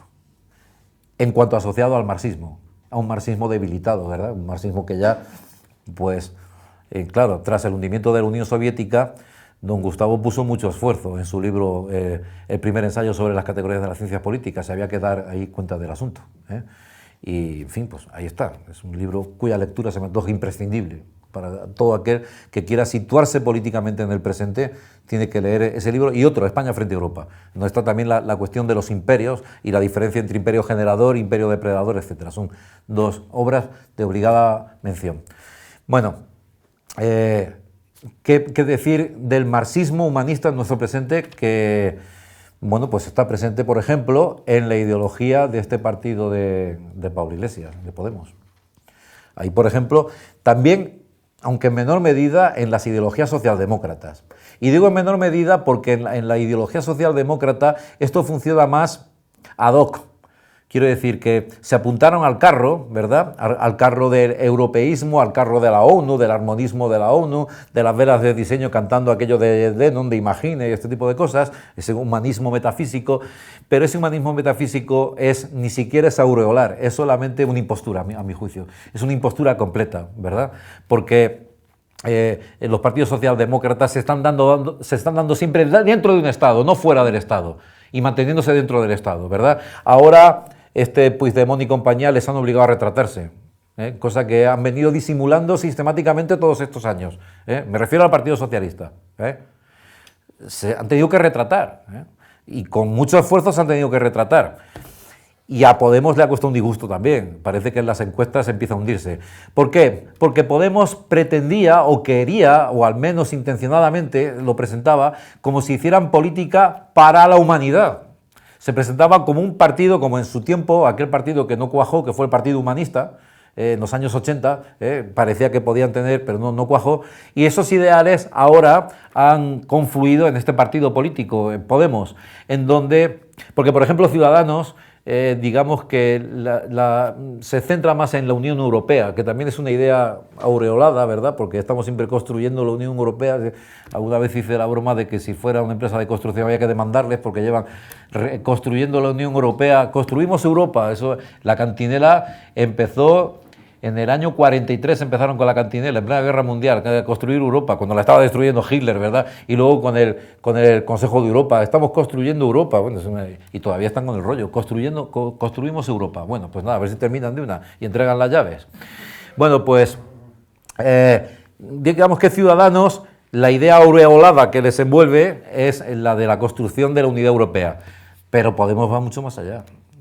Podemos hablar del género humano, sí, en general, el género humano de la letra de la Internacional, el género humano es la Internacional, decían, ¿verdad?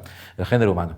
Pero claro, eso estaba en contra de la propia idea de internacional, porque no se puede ser internacional sin naciones. Usted me dirá, internacional sin naciones, pues, ¿verdad? Bueno, pues aquí encontramos no ya marxismo, porque ni siquiera, quiero decir, ya los referenciales son tan vastos, tan ridículos, que ni siquiera ya saben muy bien por dónde moverse. Pero en fin, se habla de un esfuerzo genérico por salvar a los hombres de la explotación, ¿verdad? Se habla, por ejemplo, a escala mundial, a escala mundialista, se habla de que las rentas se han separado y que cada vez hay más, sin tener en cuenta los estados, sin tener en cuenta si esto ha pasado en Estados Unidos o ha pasado en la India o ha pasado en España, ¿verdad? No sé dónde comentaba yo que ojalá que los cubanos ganasen 1.000 euros al mes, ¿verdad? Cosa que no le deseo a un español, porque con 1.000 euros al mes un español lo lleva claro, malvive, pero con 1.000 euros al mes, aunque últimamente no, últimamente está la cosa muy jodida ahí en Cuba, ya ni con 1.000 euros. Pero en fin, bueno, al menos cuando yo anduve por allí, con 1.000 euros era poco menos que un potentado. Entonces, ¿qué es esto de que las rentas, verdad? Pues no tiene sentido, y la política se tiene que ceñir básicamente a estas unidades flotantes que quedan tras la destrucción de los imperios. En nuestro caso, pues esta isla flotante se llama España, y creo que en este sentido la defensa de la nación es importantísima frente a quienes quieren cuartearla, aunque sea en nombre de la Unión Europea o aunque sea en nombre de la humanidad. Y por tanto, el humanismo, en cuanto que fue capaz de intersectar con el marxismo, imposibilita que desde el materialismo filosófico podamos considerar que el materialismo histórico es una verdadera filosofía. Y por tanto hay que, precisamente, insisto en esta tesis central, hay que depurar el materialismo histórico de los componentes humanistas metafísicos que tiene, ya sea en el sentido del humanismo personalista procedente de Kant y de Mounier, ya sea del humanismo metafísico procedente de San Agustín, ya sea todo tipo de humanismo, hay que exterminarlo completamente, sin que esto quiera decir que estemos apelando aquí a una dialéctica de la naturaleza que se pueda entender en el orden científico de los fenómenos, sino que más bien para esto, nosológicamente, nos referimos a la posibilidad de una verdadera filosofía que tiene en cuenta las cosas mismas y que no se detiene en logomaquias ni en verborreas extrañas, como algunas que se han mencionado por aquí, tendentes a decir que si el materialismo filosófico está subsumido en el materialismo histórico o que si las categorías invaden, este tipo de cosas. Que realmente el materialismo filosófico es una disciplina filosófica que pretende influir en la realidad y que pretende diagnosticar la realidad, más allá de marcos teóricos y más allá de oportunismos políticos. Y pues nada, con esto termino y les doy las gracias por su atención.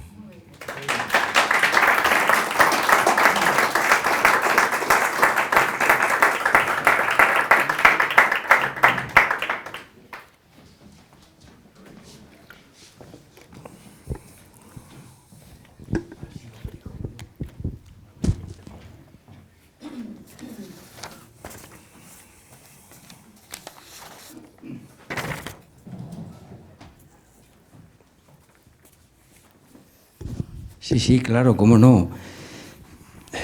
Yo creo que es obligado coger el micrófono para felicitar encarecidamente a Joaquín Robles, ¿no?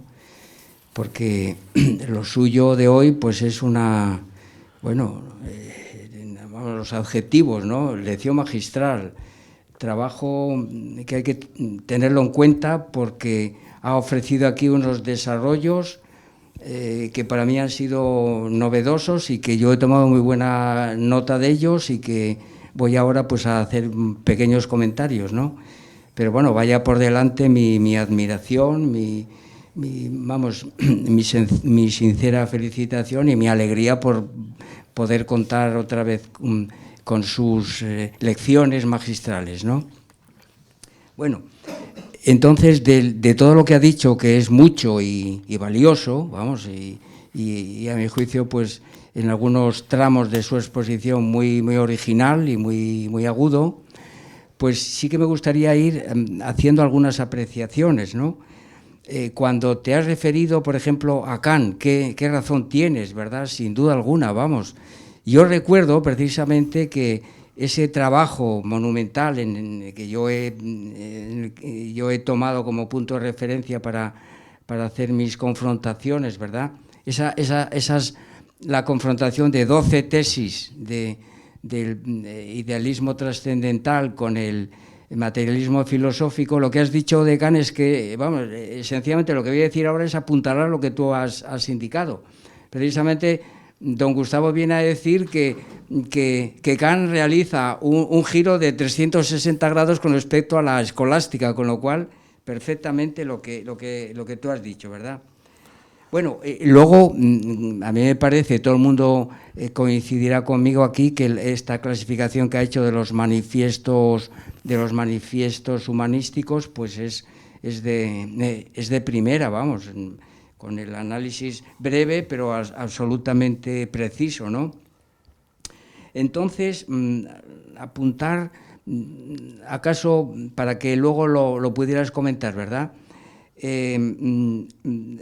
Yo, vamos, con respecto a ese humanismo globalizador que se lo atribuyes como su germen a Hitler, yo recuerdo una clase magistral de Íñigo Ongay, aquí, hace pues un tiempo, no recuerdo cuántos meses, que además de la idea de globalización le atribuyó a Hitler precisamente el amor a los animales, el animalismo, con lo cual, pues, a ver cómo lo incorporaríamos ahí desde la perspectiva que tú has tomado aquí, ¿no?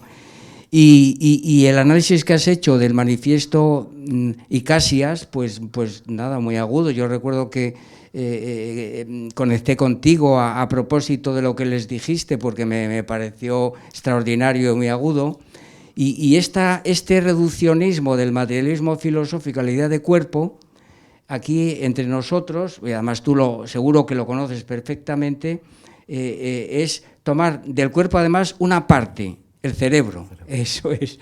Y nada, pues decirte qué te parece a ti ese análisis tan agudo que hace Marino Pérez, justamente arremetiendo con el hecho de creer que se es materialista cuando se recurre al cerebro, incluso se hace desde otras posiciones o desde otras perspectivas, no propiamente materialistas, ¿no?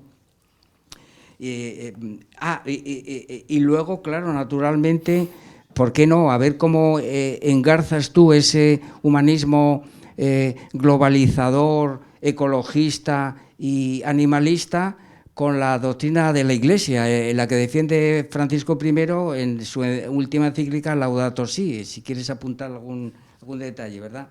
Luego me ha parecido sorprendente este análisis que haces tú de la idea de alienación, utilizando una analogía de atribución con la astronomía, ¿verdad? Sin duda alguna. Pero a la vez indicarte que precisamente esos procesos de alienación pueden ser también interpretados noseológicamente, porque has hecho el análisis noseológico, desde la perspectiva de considerar precisamente lo de Ptolomeo y lo de Copérnico, después lo de Kepler, como cursos operatorios que conducen, de alguna manera, pues a una identidad sintética, y que, por tanto, sin duda, hay que verlo como alienación. Vamos, me ha parecido un análisis brillante, pero ¿qué te parece que también se les pueda considerar como cursos, ¿no?, operatorios de... Luego, por tanto, la idea de mitología, la idea que defiende don Gustavo de mitos oscuros, te has referido al de Adán y Eva, y has visto las aristas de ese mito, y has dicho finalmente que es oscuro, pero incluso también, como has utilizado la idea de evolución aquí, pues como un mito que oscurece precisamente esa posibilidad de explicar el desarrollo humano desde la teoría de la evolución, claro.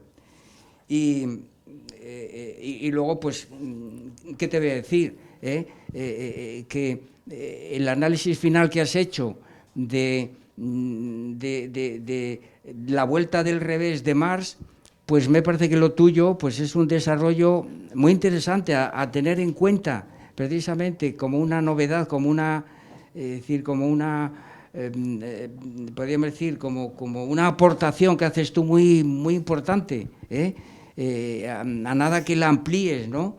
Porque naturalmente nosotros teníamos, yo estaba pues muy centrado en ese escrito, pero claro, al incorporar tú el componente humanista, pues le das una dimensión que el artículo no tenía, y es un desarrollo, a mi juicio, valioso. Yo lo destaco aquí, me parece una cosa muy fina, vamos, y que me gustaría ver en futuras intervenciones tuyas, pues desarrollos de eso que nos has sencillamente anunciado.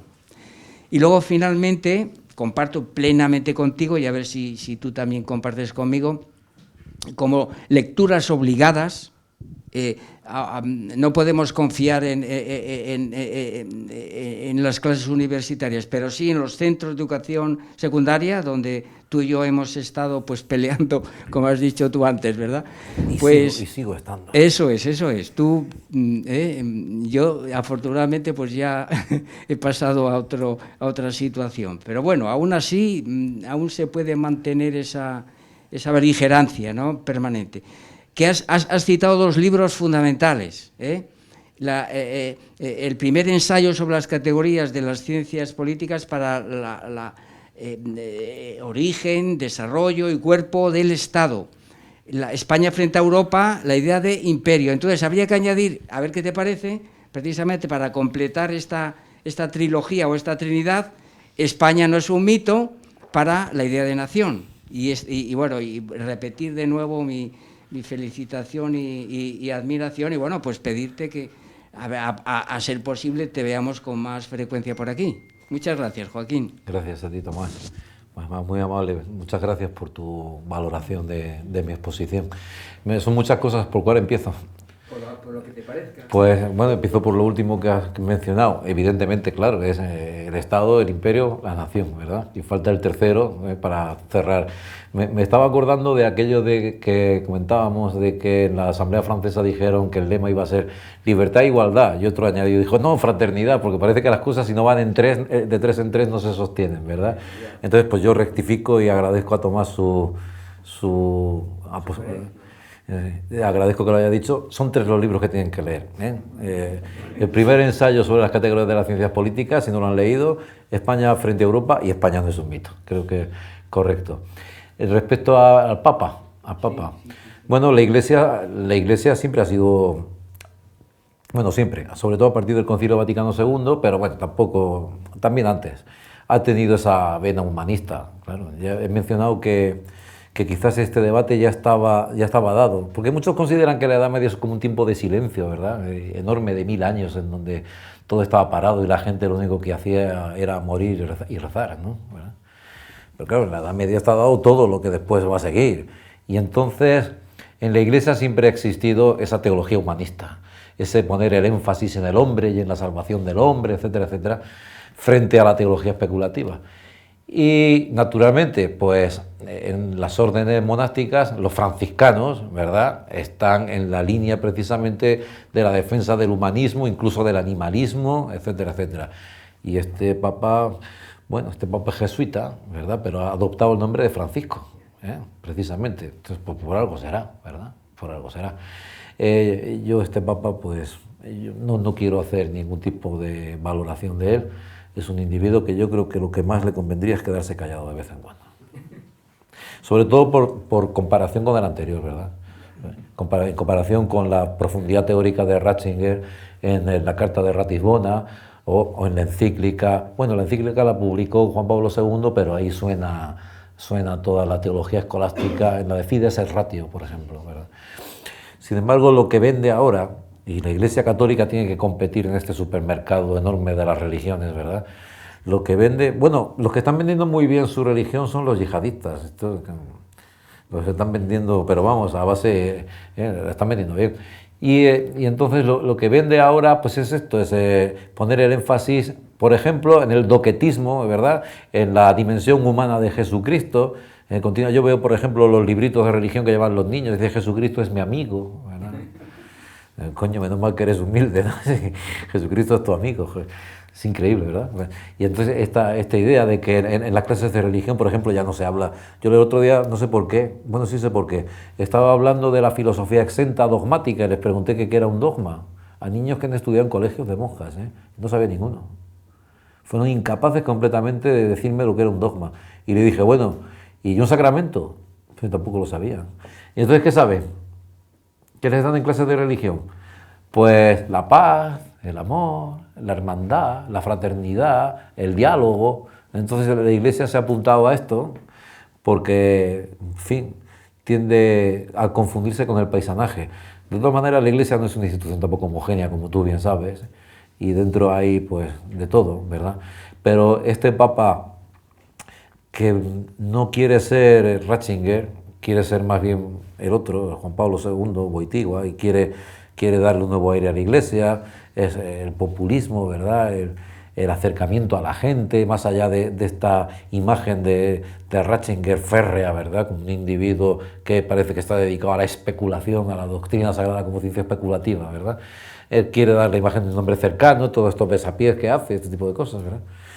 Y bueno, pues nada, habría que ver, en este caso habría que ver qué es lo que hay detrás, realmente qué es lo que hay detrás. Quiero decir que esto yo lo veo pues como el que te está anunciando que su detergente es el que lava más blanco. Te dice, probablemente es el detergente que más blanco lava, ¿verdad? Lo único que probar el detergente, a lo mejor no es el que más blanco lava, pero que es pura propaganda, que tú sabes, salvo que seas un tonto, pues sabes que está vendiéndote el asunto, ¿verdad? Y yo creo que toda esta forma de vender el catolicismo posconciliar por parte de Francisco, aunque a mí me resulta repulsiva, pero igual produce más fieles. Yo lo dudo, la verdad que incluso eso lo dudo. El otro día leí que desde el Concilio Vaticano II hasta ahora, la Iglesia no ha hecho más que perder año por año fieles, de un modo, vamos, completo. O sea que incluso a lo mejor el que tenía razón era Lefebvre y compañía, y lo que tienen que hacer es volver a dar las misas en latín y de espaldas. Yo iría, si la dieran en latín y de espaldas, iría, ¿verdad? No sé quién dijo, dice, a mí me gusta ir a que den misa a Cataluña. Dice, ¿eso por qué? Dice, porque no entiendo al cura, dice, a lo mejor. Y después yo iría, si la dieran en latín, por lo menos ya presupones que el señor que se ha subido ahí ya ha tenido que aprender el dativo, el genitivo y el acusativo. Y alguna inteligencia práctica se le supone. Porque ahora escuchas cada cosa. Yo, cuando voy, como todos, a la BBC, ¿no? Bodas, bautizos, comuniones, esto que vamos, y decesos, vas a la iglesia. Y como aprovechan y tienen la iglesia llena, entonces aprovechan para foguearse y dicen cada disparate, es una cosa impresionante. Vamos. O sea, yo muchas veces me pregunto, ¿pero de dónde lo sacan, verdad? Si levantara Santo Tomás la cabeza se moría del susto, ¿verdad? De escuchar a estos curas posconciliares, las cosas que dicen. Y están siempre con el mismo rollo del amor y de la felicidad y... Bueno, pues muy bien, pues ya está, pues eso es lo que hay. No sé qué más has preguntado. Lo del animalismo, ¿cómo se incluye? Pues es evidente, humanizando a los animales, incorporándolos al eje circular. Eso es protestantismo puro. Sabes que la tradición se dividió en dos, la tradición católica, la tradición de Gómez Pereira y que influye en Descartes, es la del automatismo de las bestias, incluir a los animales en el eje radial, y que la tradición protestante, que lo vemos diariamente, que hay bautizos de perros, matrimonios de perros, hay cementerios para perros, le ponen su lápida y ponen Pepito, tal.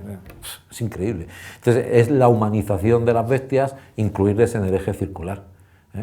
Y, bueno, pues, un señor conocido por nosotros también, Castro, ¿verdad? Ernesto Castro, dijo que había que incluir a los animales como sujetos de deberes éticos. Yo no sé si se refería, si en esos animales se incluía también a las ladillas cuarteleras y a los piojos.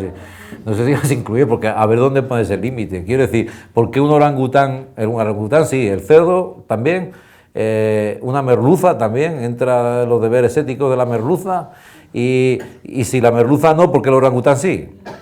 Quiero decir que lo que no vale por un término medio no vale tampoco para el término superior. Entonces, los animales, pues hombre, habrá que especificar. Y si dicen, no, los póngidos o los mamíferos superiores, pues habrá que decir por qué y por qué motivo. Pues es decir, que el otro día le oí decir que igual que en la modernidad se han extendido los derechos sociales a las mujeres, que él postulaba desde el materialismo filosófico que se extendieran los derechos humanos a los animales. Pues nada, que los afilien a la UGT, Unión de Gorilas Trabajadores, ¿no? Es increíble, ¿verdad? Y entonces sí, pues eso, incluyéndolos en el eje circular. Y luego finalmente lo de la analogía de proporción entre la alienación y la astronomía, Sí, sobre si podían producirse identidades sintéticas, claro, dices. Cursos operatorios. Sí, bueno, yo me refería más en el sentido de Simplicio, en el sentido de salvar los fenómenos, de mantener a toda costa la teoría del movimiento circular de los planetas alrededor de la Tierra. Y en ese sentido, la teoría aquí de Marx, de salvar a toda costa la determinación necesaria de una lucha de clases que va orientada a que la clase proletaria sea la clase universal al final. Como tal cosa no sucede, entonces recurrimos al artefacto de la alienación, que desde el punto de vista ontológico no hay quien lo entienda, porque alienado está el que estando en sí no está en sí. Claro, eso es una cosa propia de psiquiatras, es de psiquiatras, porque estando consciente no es consciente. Porque claro, no puedes decir que está alienado al que le ha dado un vaído y ha perdido la conciencia. Ese lo que está es desmayado, no alienado. Paradójicamente es el que estando consciente no es consciente. Pero claro, eso pues que lo explique un psiquiatra. Desde el punto de vista ontológico, a nosotros esto nos desborda completamente, lo tiene que explicar un psiquiatra. ¿Qué quiere decir eso? ¿Qué quiere? Que estando no estás, ¿verdad? Muy bien. Y ya te digo, este ejemplo del pintor que pinta un cuadro. Si lo vendes, está alienado, pero si no lo vendes, se muere de hambre. Entonces, ¿qué haces? ¿Me entiendes lo que quiero decir? Entonces, la categoría de la alienación se puede poner en relación con esto de Simplicio, de salvar las apariencias de los fenómenos, introduciendo artefactos que no van orientados a producir una identidad sintética, sino más bien a salvar la teoría. Salvar la teoría primera de unos hechos que refutan la teoría. Todo esto dio para mucho con Popper y la falsación y todo esto, pero yo no me refiero en ese contexto. Yo me refiero en el sentido en el que, pues, por ejemplo, advertimos que cuando una ley natural no se cumple, tiene que estar controlándose por otra ley natural. Entonces Marx dice, bueno, si esto es una ley natural, una ley de la naturaleza, aunque sea de la naturaleza humana, que se tiene que cumplir deterministamente, como no se cumple es porque tiene que haber otra ley de la naturaleza que esté impidiendo, ¿verdad? Es como la idea de que para este aparato en el que los astronautas simulan estar en el espacio en ausencia de gravedad, se produce en una esfera donde el movimiento centrífugo y centrípeto anula la gravedad, entonces parece que estás flotando en el espacio. Bueno, pues algo así vendría a ser la idea de alienación nosiológicamente para Marx, ¿me entiendes? No en el sentido tanto de producir una identidad sintética, sino en el de confrontar dos leyes naturales, una confrontando a la otra, ¿eh? Lo cual no quiere decir que no sea un artefacto ideológico completo a mi juicio, ¿eh? Porque eso, insisto, ontológicamente es que no hay por dónde cogerlo. Es el que estando consciente no es consciente, pues a ver cómo explica usted eso, ¿verdad? A ver cómo lo explica, ¿eh?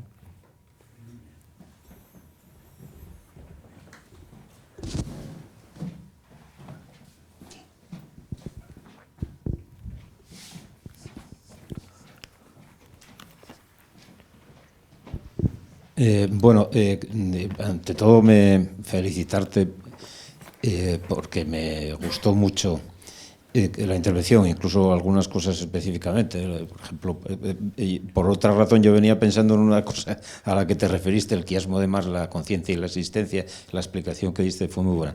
Y simplemente sacar añadir a las consideraciones que tú hiciste sobre estos de los de Podemos aquí en España, que abunda en lo que tú dijiste. Ayer en televisión he visto un discurso de Pablo Iglesias, que en el atril llevaba el triple lema: nacionalismos, igualdad y fraternidad.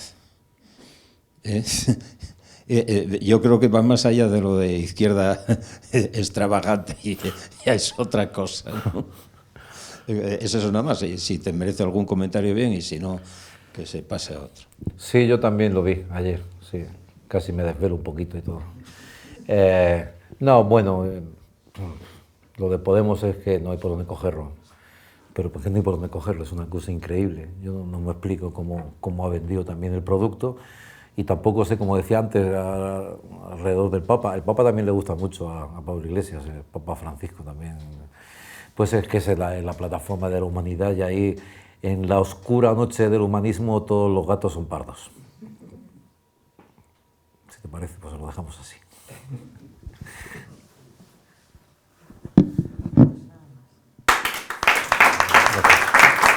Gracias.